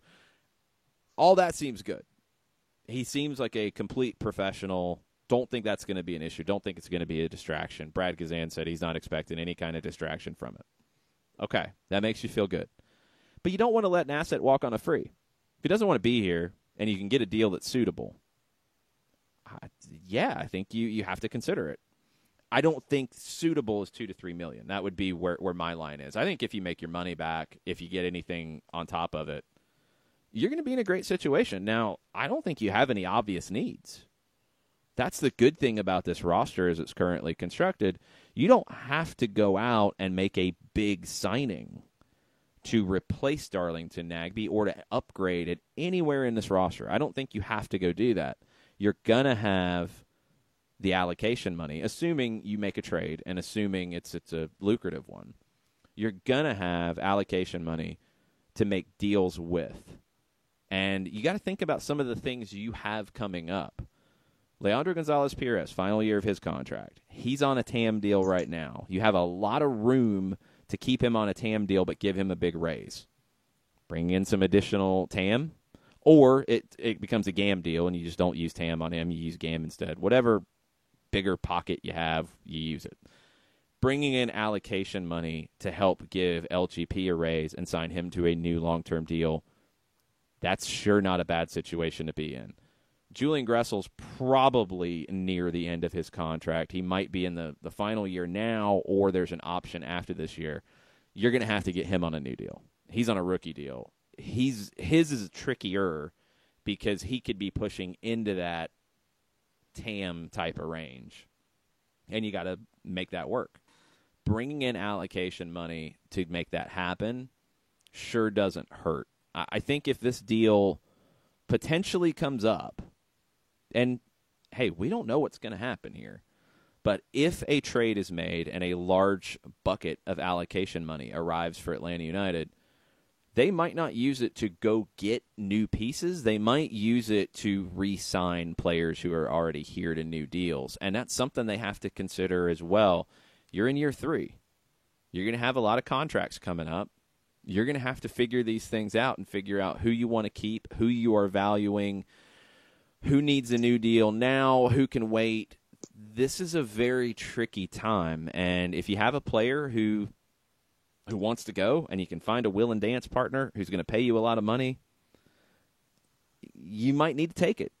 You really might need to take it. But I'm with Kevin from Charlotte. I'm not worried about the depth if you have to make the deal. That's actually not something I'm worried about.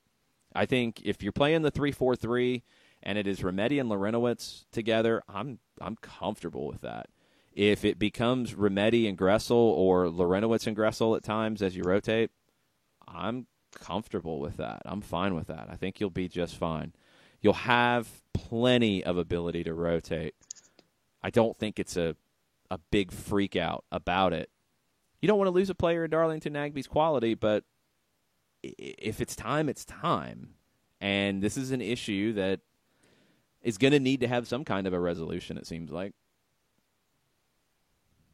Friend of the show, Jamie Goldberg from the Oregonian. Here's your background. Multiple reports, basically Stejskal and others. The trade came after Nagbe asked the Timbers for a raise from his 2017 salary of $565,000 to nearly $1 million. And that was when Portland started shopping him, and especially after Caleb Porter left. Here's your money. Timbers got $650,000 in general allocation in 2018, $100,000 in 2019, $300,000 in targeted allocation money in 2018, and a 2018 international spot. So that totals $1.05 million in allocation money. Mm-hmm. Escalators. Portland could also get 600. Don't worry about it. He didn't hit any of them. Didn't hit any of them. No, it doesn't matter. So it's 1.05 is what you get. 1.05 over 2 years.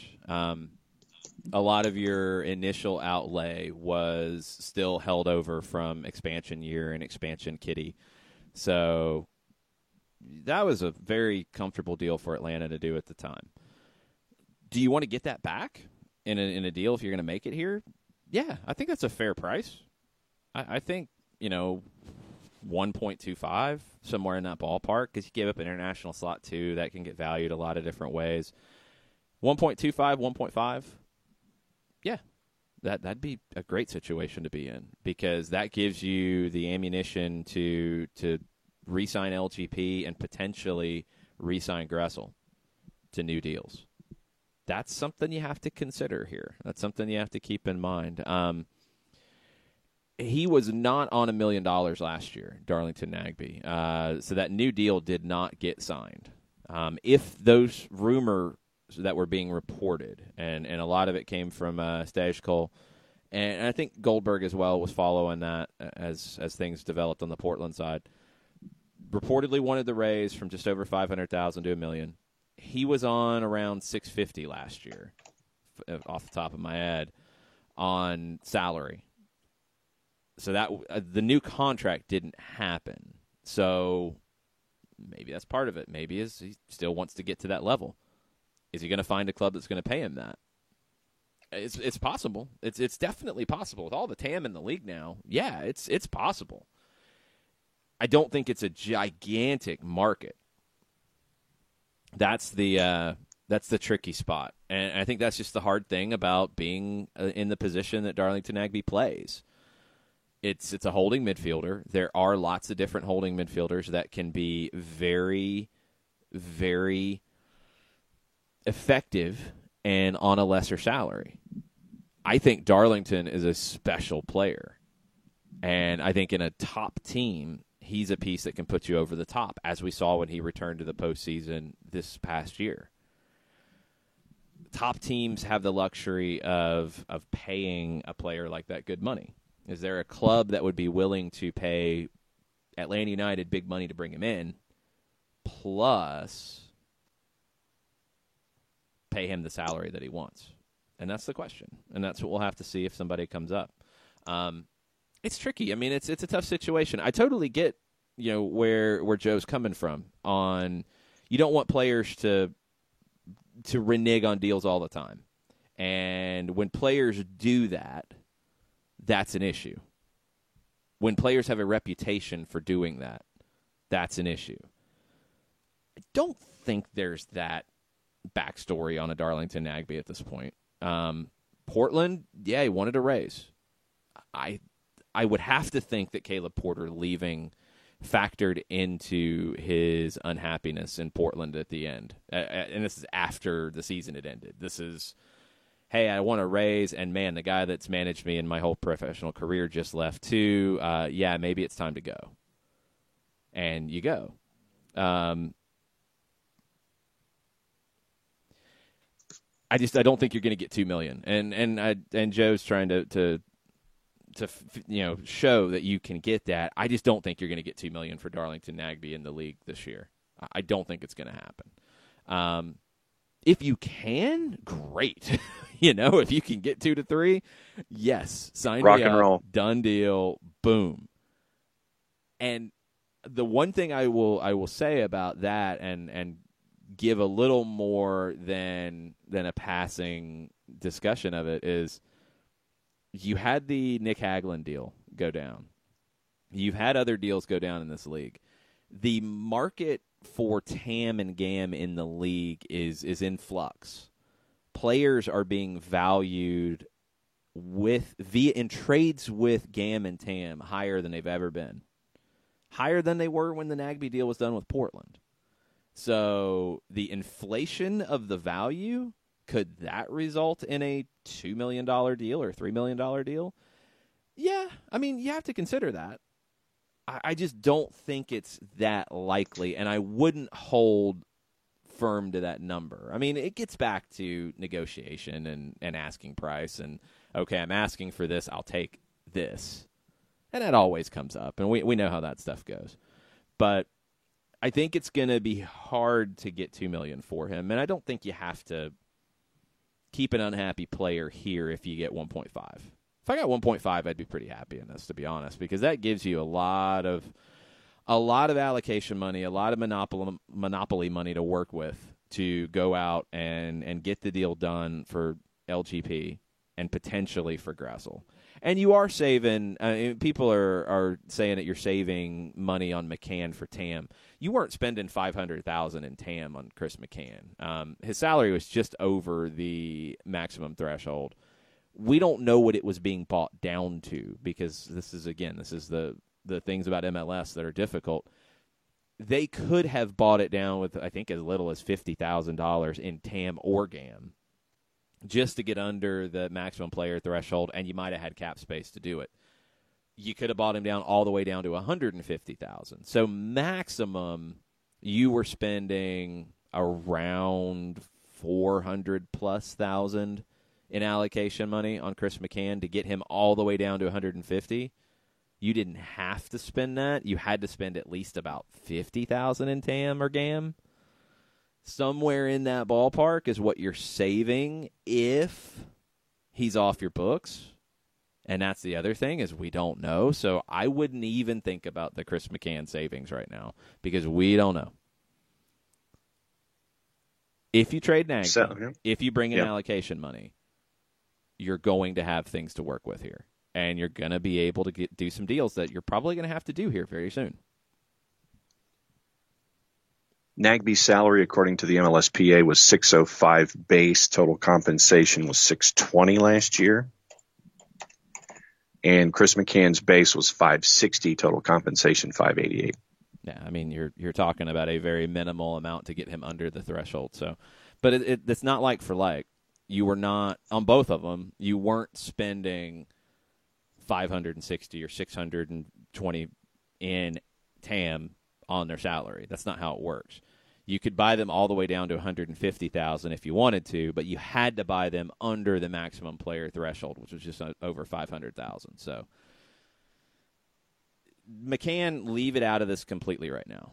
I think what you did with McCann is you opened up a senior roster spot. With Nagbe, we don't know, first off. We don't know what he is asking for. We don't know if he just wants to go, if he's asking for a new deal. We don't know. We'll have to wait and see. He's not going to train the rest of the time there in California, according to Doug Robertson at the AJC.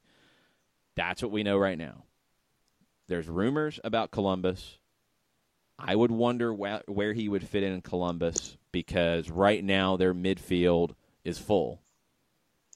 I don't think he's going to replace Will Trapper Artur. Maybe Pedro Santos out on the wing. He played on the wing for Caleb Porter before. Santos is a designated player. You're going to want to move him on somewhere if you're going to bring in a Darlington Nagbe, and you've missed the window, but maybe you have the flexibility to do it, and you just rotate him until you get to the summer and then move Santos on. Maybe you buy Pedro Santos out, which is another possibility, and now Columbus has money to work with the Haslams, so that's a possibility. There's lots of stuff with this, so you have to stay tuned a little bit, but I don't fault Nagbe. I really don't. He's got to look out for his best interests. I don't fault the club because nothing's happened yet, so it's kind of, okay, let's see where this is going to go. Feels like everybody's on the same page, players, club, Nagbe. He's still been part of the team in California. Doesn't feel like it's a bad situation as of yet. Hopefully it doesn't turn into one. With these personalities involved, it doesn't seem like it will. You're going to figure out the best thing for the club going forward. That's what the club has to do. And if it's to move Darlington Nagbe to another team, it's to move him to another team. You want to maximize your return on that. If it's to sign him to a new deal or keep him in the fold, that's what you do. Because the club will continue on. Players will change from time to time. And sometimes you have to make these hard decisions. It's tough. I mean, it's tough when you have a player in a Chris McCann who is here from day one. I mean, one of the earliest signings in club history.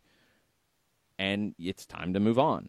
Darlington Nagbe, it might be time to move on. Maybe a little bit sooner than we all thought, but it might be that time. And you have to maximize the deal for the club's long-term future.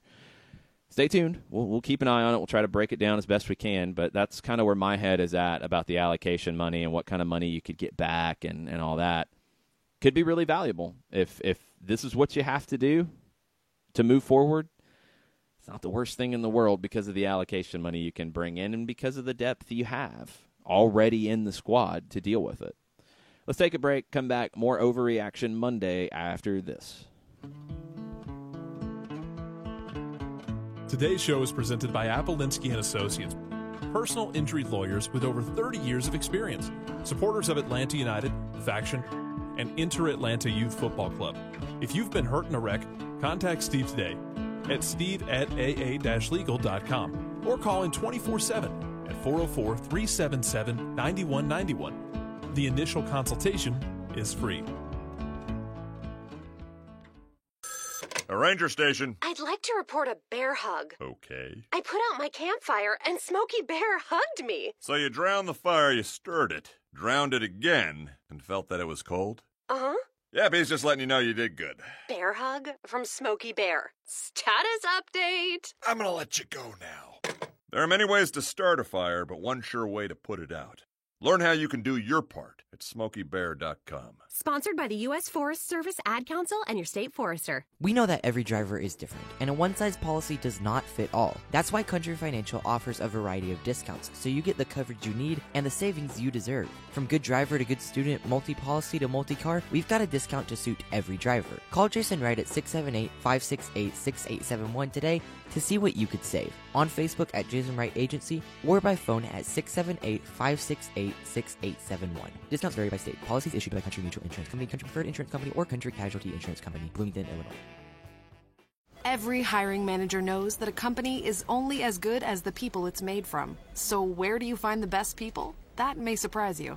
Meet the grads of life, young adults of unique determination and experience, an ideal fit for your company in an entry-level position, internship, or even mentorship. They might not have every qualification you typically look for, but they're exactly who your company needs. This is talent worth knowing about. Go to gradsoflife.org to learn how to find, cultivate, and train this great pool of untapped talent. Brought to you by the Ad Council and gradsoflife.org.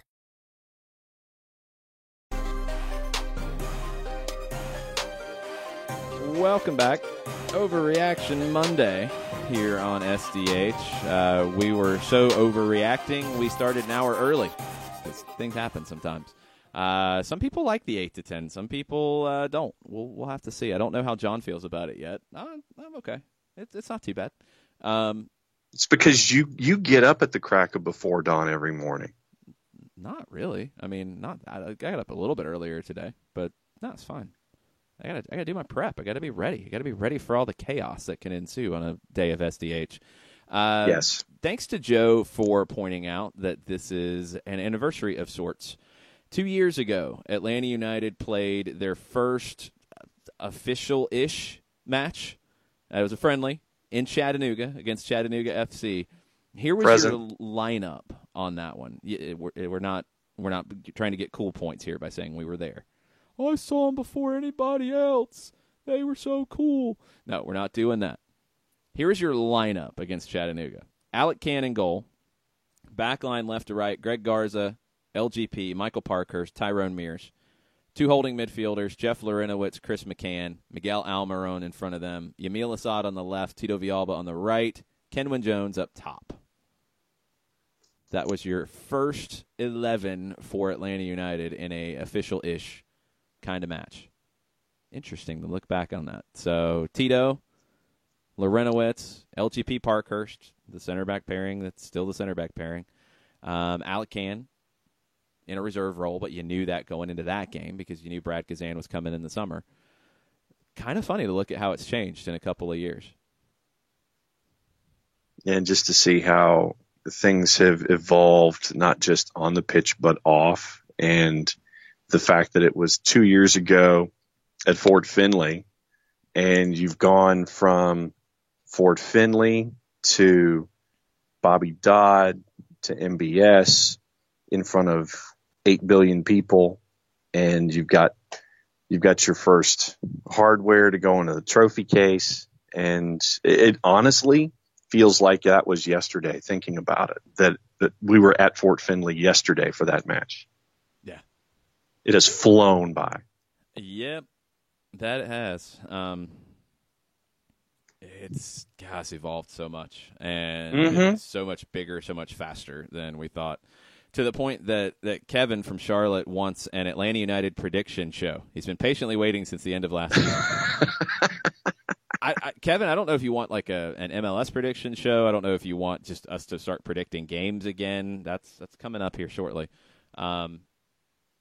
We're gonna do so. A couple things that are coming up in the pipeline. So we'll have a CONCACAF Champions League preview show later this week, just running through the round of 16 matchups and what that could look like across the board, just so you know kind of where the whole competition is going there. We will have an MLS preview as well that week before the opening of the MLS season, going into the second leg of CONCACAF Champions League. So we'll have an MLS overall prediction show and preview. We'll have a CONCACAF preview just of each of the round of 16 matchups. That stuff's coming up here very soon. It's all coming up very fast, and we are getting ready for all of it.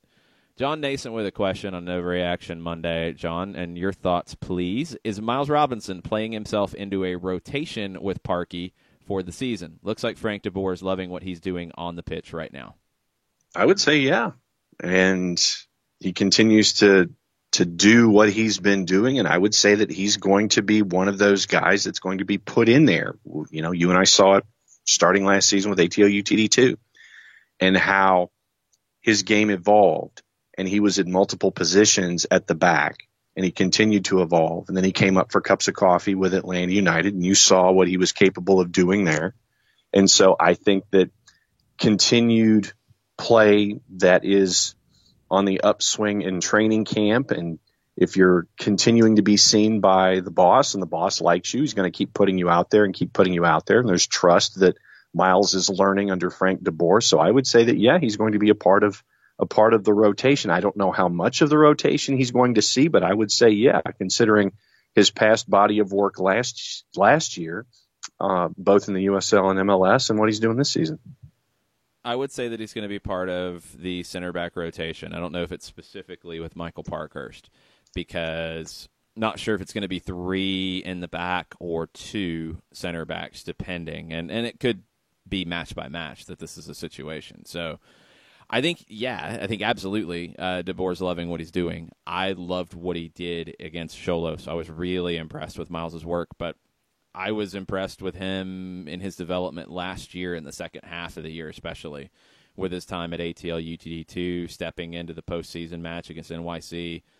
No worries at all with Miles on the field, and I think he is pushing for a lot more playing time. But he's going to have to battle not just Parkhurst, not just LGP, but Florentin Pogba. He's going to have to battle him for time. He's going to have to potentially battle Franco Escobar for time, depending on where Escobar settles in. He's going to have to be on his toes and really push to keep this time up. But he's been getting it in preseason, and I think that shows that DeBoer trusts him. And for a center back, especially playing under a former center back, that trust is critical. Critical. So, and I think he's earning that. I think he's in a good situation right now. Frank Marrow, Five Stripes Poker on Twitter. Talks about the differences between the McCann and Nagbe rumors. It says, as much as I like McCann, his skill set isn't a fit. Good size, but too slow. Not creative. Poor first touch. I disagree with not creative and poor first touch. I don't know where those have come from on Chris McCann.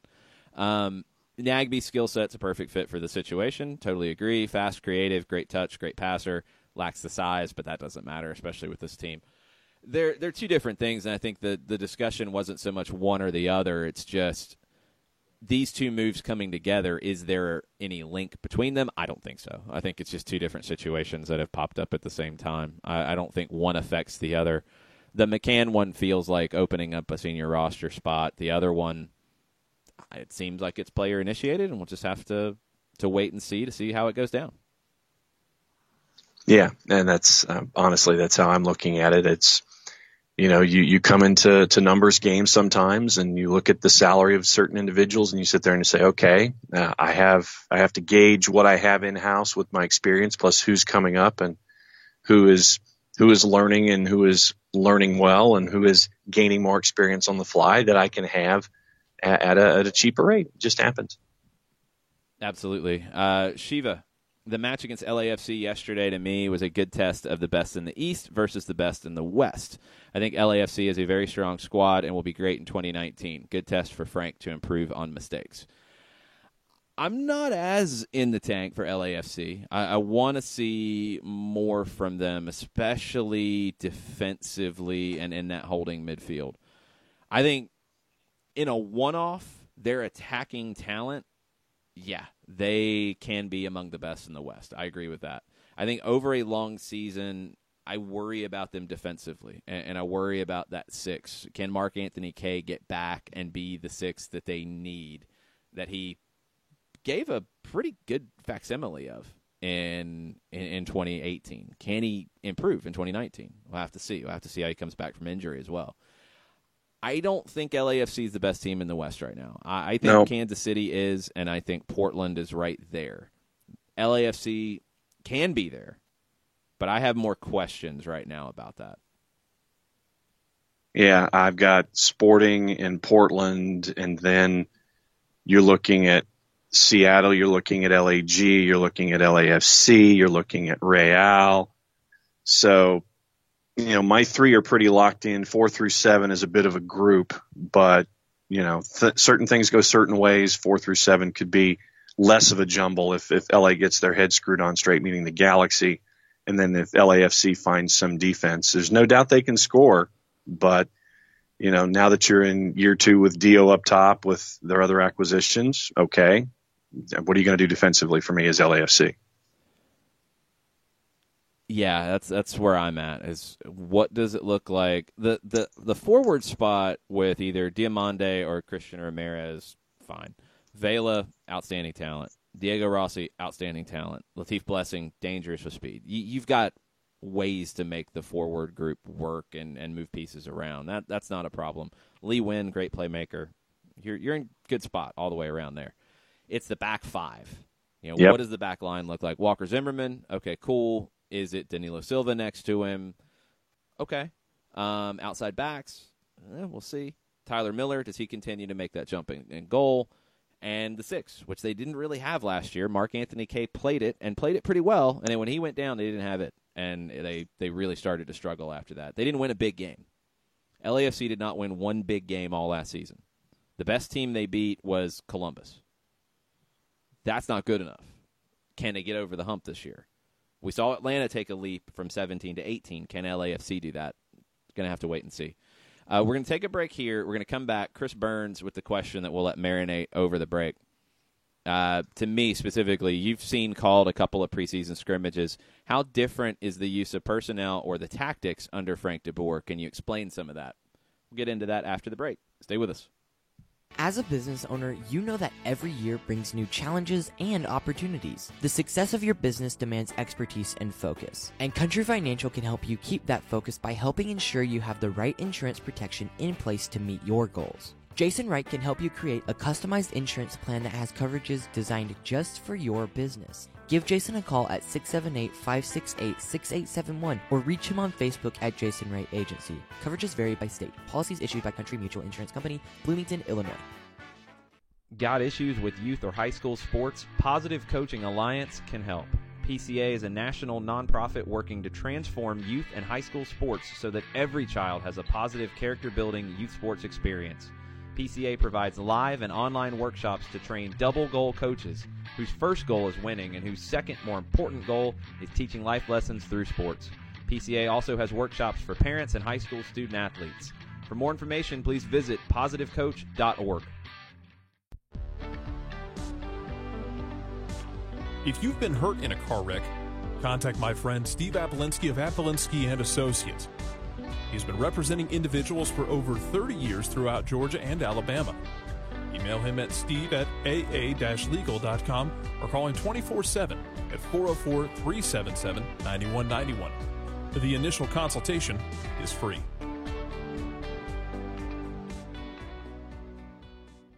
I adopted Bento in 2010 from a shelter. This cat makes me make art. He's always motivating me to draw pictures of him. He just is motivating artistically. He's my best friend, but a lot of people know him as Keyboard Cat. Keyboard Cat, YouTube star and shelter pet. Amazing adoption stories start in shelters. Start yours today. Visit theshelterpetproject.org to find a pet near you. Brought to you by Maddie's Fund, the Humane Society of the United States, and the Ad Council.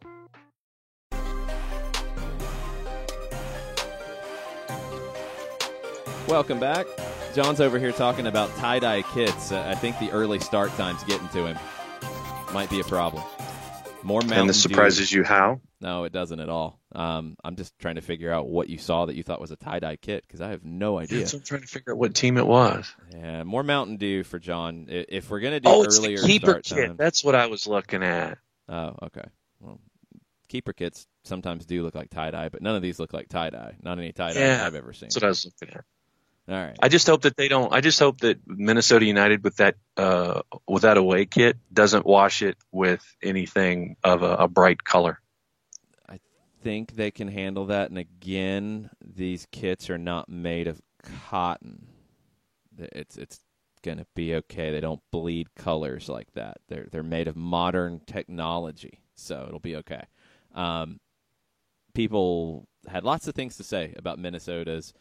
Let's try to get the terminology, because I think in an American sports perspective, we look at uniforms as home and away. These generally are not. It's more of primary and secondary, because how many times did we see the peach kits at Mercedes-Benz this past year? Mucho. Yeah. Primary and secondary kits is where I'm trying to go with it more often. And sometimes it's not a clear distinction between primary and secondary. which is fine. I mean, I remember when we played in high school, it was, all right, what do we feel like wearing today? What combination are we going to wear? I like teams that can do that, and you don't see that much anymore now. I like teams that had, 2 different jerseys, 2 different sets of shorts, 2 different sets of socks, and they can mix and match. So we could. And when did we change from white going from home to white being on the road? I don't know. That was a stupid thing for MLS to begin with because that shouldn't matter. Like, that's another just American sports thing that depends on the league. Baseball, white is at home, generally, unless you're wearing your 3rd or 4th or special or whatever. NFL, it's not. It's your home is your colored kit. Right. And NBA, generally, I think white is at home, but I'm not 100% sure. I think that can vary as well. It's not home or away. It's not white is home or away. It's just one's primary, one's secondary. You wear what you're going to wear, and you tell the other team, hey, we're wearing this. Don't clash. Bring your other one. Yeah, pretty much. That's how it goes. But the white secondary kit for Minnesota, it's pretty plain. Yes. Not necessarily a bad thing, but it's pretty plain. Great for announcers. Yeah. Hey, we'll be able to see the numbers really well, so I'm cool with that. If they wear that at home or at the Benz, I'm good with that. We'll be able to tell who's who. That'll work. The question before we went to break from Chris Burns, how different is the use of personnel or tactics under Frank DeBoer? Can you explain some of it? Well, I've just seen the one game against Xolos and the second team playing against Cal State Fullerton. So one long day of watching the team play in 2 separate, air quotes, matches. It's different because of the system. The personnel we have to put to the side for a minute, but the tactics in those matches were different. It's a 3-4-3. Something that we did not see this team play under Tata Martino. It's not something that you see a lot of teams play, although it has come a little more into vogue lately. Antonio Conte ran a 3-4-3 for Chelsea in their title-winning year a few years ago, and that's a pretty similar comparison. Pep Guardiola has done some 3-4-3 over his time at Bayern Munich.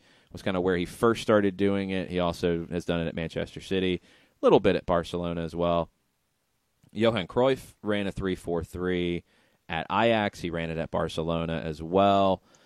You see the Dutch kind of do 4-3-3 and 3-4-3. It's a little different. The philosophy is very similar between the two.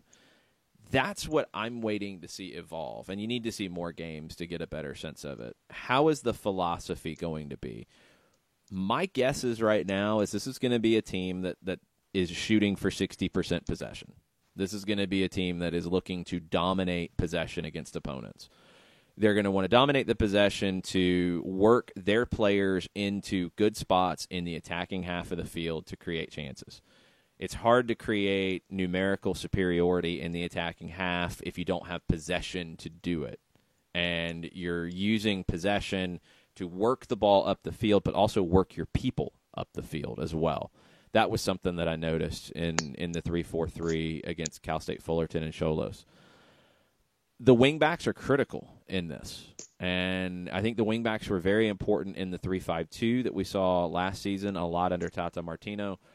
The wingbacks will be absolutely critical in the 3-4-3 because they're the ones that make it go from a 5-4-1 defensively, and they're functioning as outside defenders, to a 3-2-5 in a lot of ways in the attack. They're the ones that are going to allow for 2v1s out wide in the attacking half of the field. They're going to have to cover a lot of ground. They're going to have to make the right decisions, and they're going to have to be very tidy in possession. Turnovers will be exposed more in this type of shape and with this type of philosophy. That's why, again, the possession is critical. Being smart with the ball at your feet is a very, very big part of this. It's still early, but, Chris, those are some of the little things I'm seeing. The 3-4-3, I love how it can allow a team to create mismatches and create 2v1s and 3v2s all over the field, give you numerical superiority all over the field from an attacking perspective and from a defensive perspective. It requires everybody to be on the same page. It requires a lot of work. I think the tactics room session that we saw very early in preseason, where Frank was asking players, what about this? What do you think about this? What do you do here? That's a big part of it, because you want it to become second nature. You want players to understand, okay, if the wing back goes in this situation, what do I do? Do I step out wide to cover? Do I drop into cover? Do I delay if the team is attacking against me? Those decisions have to become second nature. So that's what you're working on right now.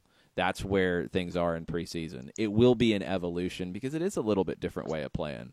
It's not a crazy dramatic difference, but it is different, and it will be something that the team will be working to improve over a year. That's how every team is. At this stage of preseason, you have your idea of how you want to play. You have your plan. You have your plan to get to where you want to be for day one, but also where you want to be in midseason and also where you want to be in MLS going into the playoffs. You have benchmarks that you want to continue to hit as you go, and you're adding elements to it and adding wrinkles, and you just want to get sharper. That's what I've seen so far. I'm looking forward to it if they play a 3-4-3 on a regular basis. I think with this group of players and the dynamic group you have of players who can do different things for you, I think it's a great way to play. And if everybody's on the same page, I think it's a very difficult way to play against. So I'm intrigued. I'm really intrigued by it tactically. It's going to be a lot of fun to break out the whiteboard on stoppage time, and all the aspects of talking tactics could be a lot of fun with this team in 2019. One more preseason game against the LA Galaxy this week. Then you are in Costa Rica next Thursday, February 21st, for the first official match of the 2019 season. We're going to take a break, come back. If you have any overreactions to hit us with, do it on Twitter at @SoccerDownHere. We'll be right back. Today's show is presented by Appolinsky & Associates, personal injury lawyers with over 30 years of experience, supporters of Atlanta United, Faction, and Inter-Atlanta Youth Football Club. If you've been hurt in a wreck, contact Steve today at steve@aa-legal.com or call him 24/7 at 404-377-9191. The initial consultation is free. A ranger station. I'd like to report a bear hug. Okay. I put out my campfire and Smokey Bear hugged me. So you drowned the fire, you stirred it, drowned it again, and felt that it was cold? Uh-huh. Yeah, but he's just letting you know you did good. Bear hug from Smokey Bear. Status update. I'm gonna let you go now. There are many ways to start a fire, but one sure way to put it out. Learn how you can do your part at SmokeyBear.com. Sponsored by the U.S. Forest Service Ad Council and your state forester. We know that every driver is different, and a one-size policy does not fit all. That's why Country Financial offers a variety of discounts, so you get the coverage you need and the savings you deserve. From good driver to good student, multi-policy to multi-car, we've got a discount to suit every driver. Call Jason Wright at 678-568-6871 today to see what you could save. On Facebook at Jason Wright Agency, or by phone at 678-568-6871. Discounts vary by state. Policies issued by Country Mutual Insurance Company, Country Preferred Insurance Company, or Country Casualty Insurance Company, Bloomington, Illinois. Every hiring manager knows that a company is only as good as the people it's made from. So where do you find the best people? That may surprise you. Meet the grads of life. Young adults of unique determination and experience. An ideal fit for your company in an entry-level position, internship, or even mentorship. They might not have every qualification you typically look for, but they're exactly who your company needs. This is talent worth knowing about. Go to gradsoflife.org to learn how to find, cultivate, and train this great pool of untapped talent. Brought to you by the Ad Council and gradsoflife.org. Welcome back. Final segment. 8 to 10 version of SDH. John still needs more Mountain Dew. He was seeing tie-dye jerseys. Agreed. It was weird. It was Nathan cheaper kits. I thought it was a universal. Well, that's what I'm saying. You were completely out of sorts because of the early start time. Shocking, I know. Nathan Pugh says, per me, so I caused an overreaction, I think. Atlanta will run circles around Herediano and all their geezer players and be up 3-0 by half of the first match. Doesn't Don't put those words in my mouth. Watching their match against Guadalupe, they looked like a team, to me, that wasn't playing with a lot of confidence. They are an older team. That can be good and bad. I wouldn't say they're slow, but it's an older team. I don't think you're going to go up that fast. I think if you can go up that fast, you're in a great situation and you would love to do it.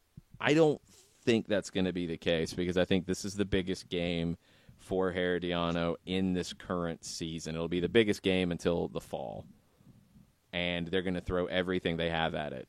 It would not surprise me to see them come out in a bunkering type of system, even at home. Would not surprise me a bit to see them do that and say, man, we're going to have some problems with this firepower. Let's just sit back. They have a good goalkeeper who will make life difficult. They have veteran defenders who will make life difficult, and they have speed on the right side that can hit you on the break. So I would definitely disagree with your interpretation, Nathan, of my overreaction. I would disagree with that and say that there are some things that Atlanta United can take advantage of when it comes to Herediano. But you're going to have to account for a very motivated team, a veteran-laden team that knows what it's doing, a team that just needs to regain its confidence. And they have a couple of league matches to do that. And that's what I'll be watching for this week is how they do on Wednesday and how they do next Sunday. Because right now they just look like a team that doesn't have a ton of confidence. They just added Yeltsin Tejeda, though, who came back from Europe. He had been in Switzerland, played in the 2014 World Cup team. A very good player who's your new number 6. He's your replacement for Alan Cruz, who went to Cincinnati. That helps a lot.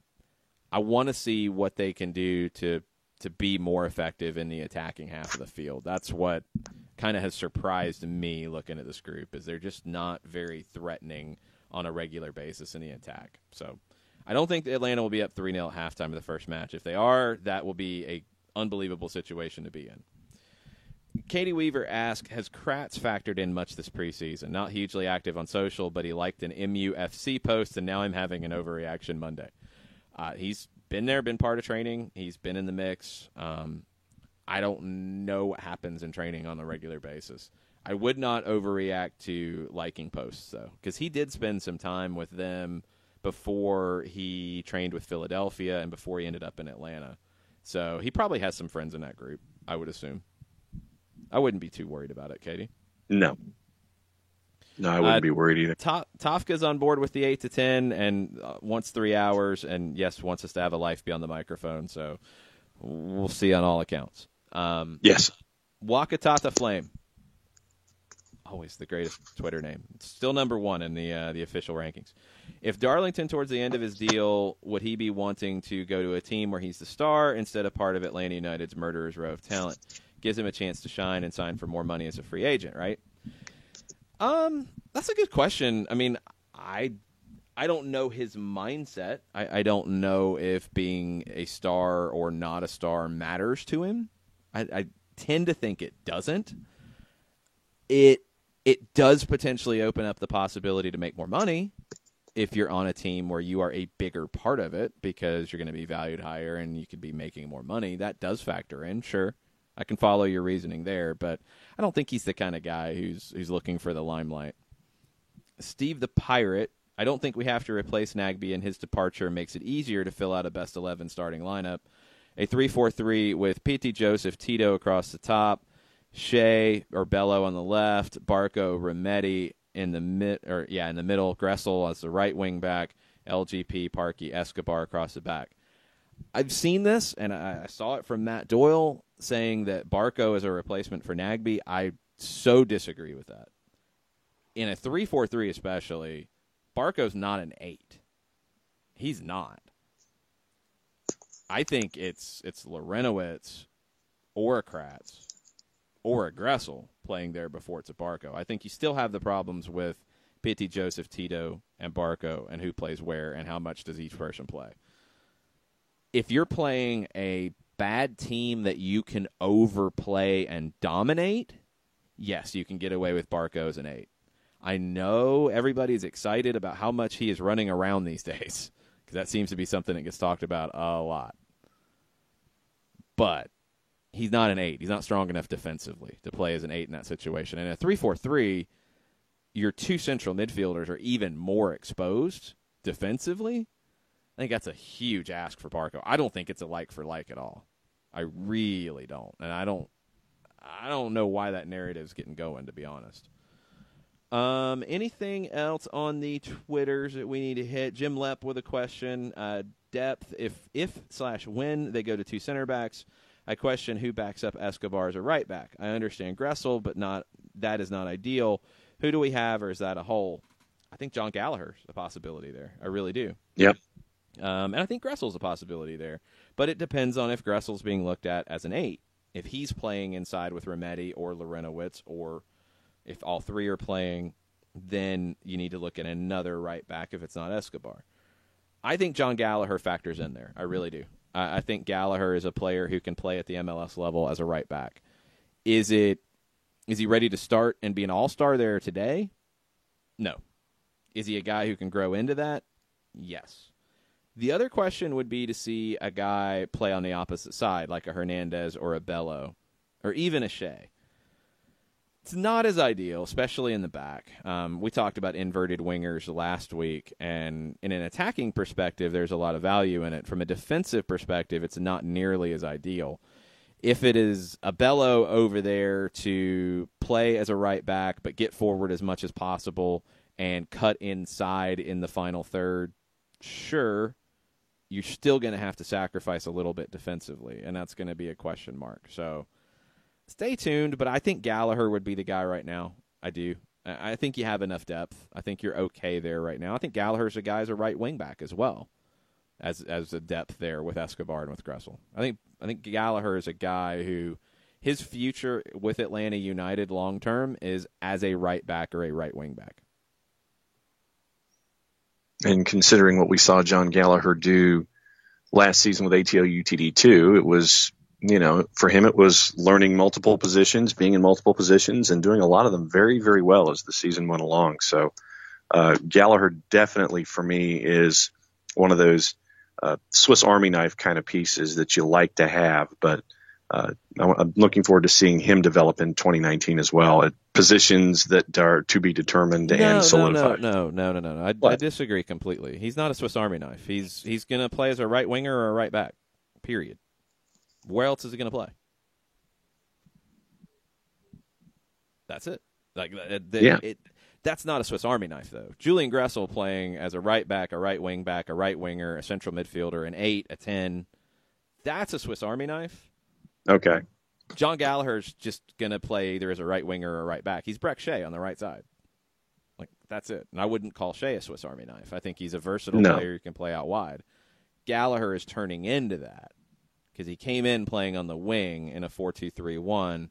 He moved back to play as a right back when needed, then as a right wing back when it was a three center back setup. So he's got that versatility.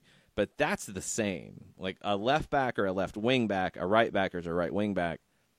Subtle difference, not a huge dramatic difference. Gotcha. Playing as a right winger or a right back, difference, not a huge dramatic one. What Gressel can do in terms of playing a 10, an 8, a right back, a right wing back, a right winger, those are all the stuff on the right side is similar. The central stuff is very different. That's incredible versatility. Gallagher would not play centrally, I don't think, at all. Yeah, all right. That's a difference. I think he's going to be a right back or a right wing back here, and I think that's where he's going to have value. So right now, going into the season, that's what I would look for from him. A couple things around the league real quick before we go. Philadelphia has their new number 10. It's Marco Fabian. Mexican international, 29 years old. No transfer fee sent to Eintracht Frankfurt. They get 5% of a future sale. It's a 1-year deal with subsequent 1-year options. It seems to be a good deal for both because there was some talk that Fabian wanted to come here for a short term and go back to Europe. Okay, you've got an out. You don't know if he's going to be completely healthy. He's had some injury issues. He really fell out of favor at Eintracht Frankfurt. So this feels like a deal that, all right, you've got some control. If you need to get out of it after a year, cool, you can. If you want to sign him to the option and then transfer him, cool, you can do that too. You've got flexibility here. You also got a lot of attention. It was front page of the Philadelphia Inquirer. He was introduced at midcourt of the Philadelphia 76ers game. He's a star, and the Union have needed a star. This is good. And I think if he's healthy, he's going to have a huge impact on this team in the stands and on the field. I think it's a really good signing for Philadelphia, and the way they structured it is very, very good. Some rumors that are out there currently. We mentioned the one with Columbus. There's rumors out of Los Angeles and Mexico that Giovanni Dos Santos would be going to Chivas. The Mexican window is closed, so I don't know how that goes down unless L.A. is buying out his contract. There were also rumors that somehow L.A. was trying to negotiate his deal down from $6 million in salary to $1.5 to be a TAM player and have to give him more years. I don't know what wizardry they would use to pull that off. I don't know. It seems like for L.A. to get out of this situation, they have two options. They can buy Giovanni Dos Santos out, and then he's a free agent, and then he could go to Chivas. Or they renegotiate Roman Alessandrini down because his salary is over the maximum player threshold, but not by a ton. You could add years to his deal, get him under the TAM threshold, but give him more guaranteed years and make it work. That one, if you're going to renegotiate, is the only one that seems to make sense. I don't know how you get Giovanni down from 6 to 1.5 and make it all make sense and him actually want to sign the deal. I don't see that happening. If he goes to Chivas, I think it's after a buyout. And how does that affect his brother, Jonathan? I don't know. Toronto is linked to a big-time expensive player. It is Alejandro Pozuelo. He is a Spanish 27-year-old number 10 who plays for Genk in Belgium, developed at Real Betis. He went to Genk on a free in 2015. In 36 games in all competitions this season, 7 goals, 18 assists. The descriptions of him have been he's more along the lines of a Vasquez type of player than a Giovinco, and the numbers would back that up. He's going to be more of the creator and not the goal scorer. I think you still need that. I think he could be a nice piece to add to Toronto. €8 million is the price tag that's being bandied around.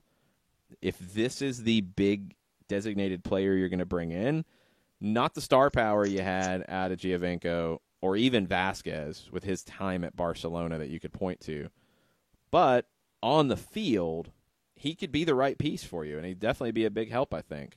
I wonder how that would play in Toronto, though, John.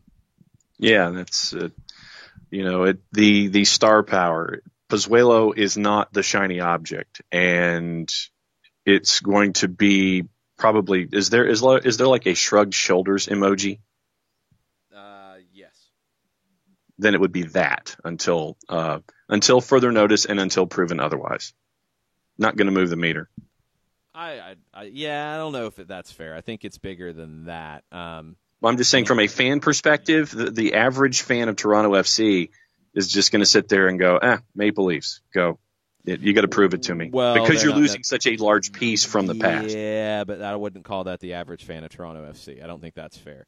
The average sports fan of Toronto would say that, who is also a fan of Toronto FC. I think your average Toronto FC fan is more avid than that, and they would buy into this deal. Is it as exciting as Giovinco or Defoe or Bradley or Altidore? It's not. No. It's not. Doesn't mean it's not effective. Doesn't mean it's not the right deal. And there are also rumors out of Belgium right now, and thanks, Tafka, for throwing this at us. Khan Bayezet says Genk is not willing to let Pozuelo go at this time, despite the player having a lucrative offer from Canada. It's still silly season. We will get silliness. It will happen. Andrew Baker wants details of my meeting today. It's not that exciting. We're talking stoppage time, and we're talking plans for the season. So don't freak out, Andrew. It's all good. Everything's cool. Don't worry. We're going to finish with this. Dan Lauletta, who covers the women's game on social media, on Twitter, incredibly well, reminds us that yesterday was the 30th day since the NWSL draft where Sky Blue FC general manager Tony Novo promised a media scrum that he would have good news to be announced in the next 30 days about the future of Sky Blue and upgrades and just becoming professional. That 30 days, it's up. Nothing's been announced. No, it's up. It's done. It was 30 days yesterday. So we're waiting, Sky Blue. We're waiting to see. Stay tuned. We will see what happens. That's it for today. We will be back tomorrow, normal time, 9 to 11. Thanks for listening. Mucha plata, y'all. Mucha plata, y'all.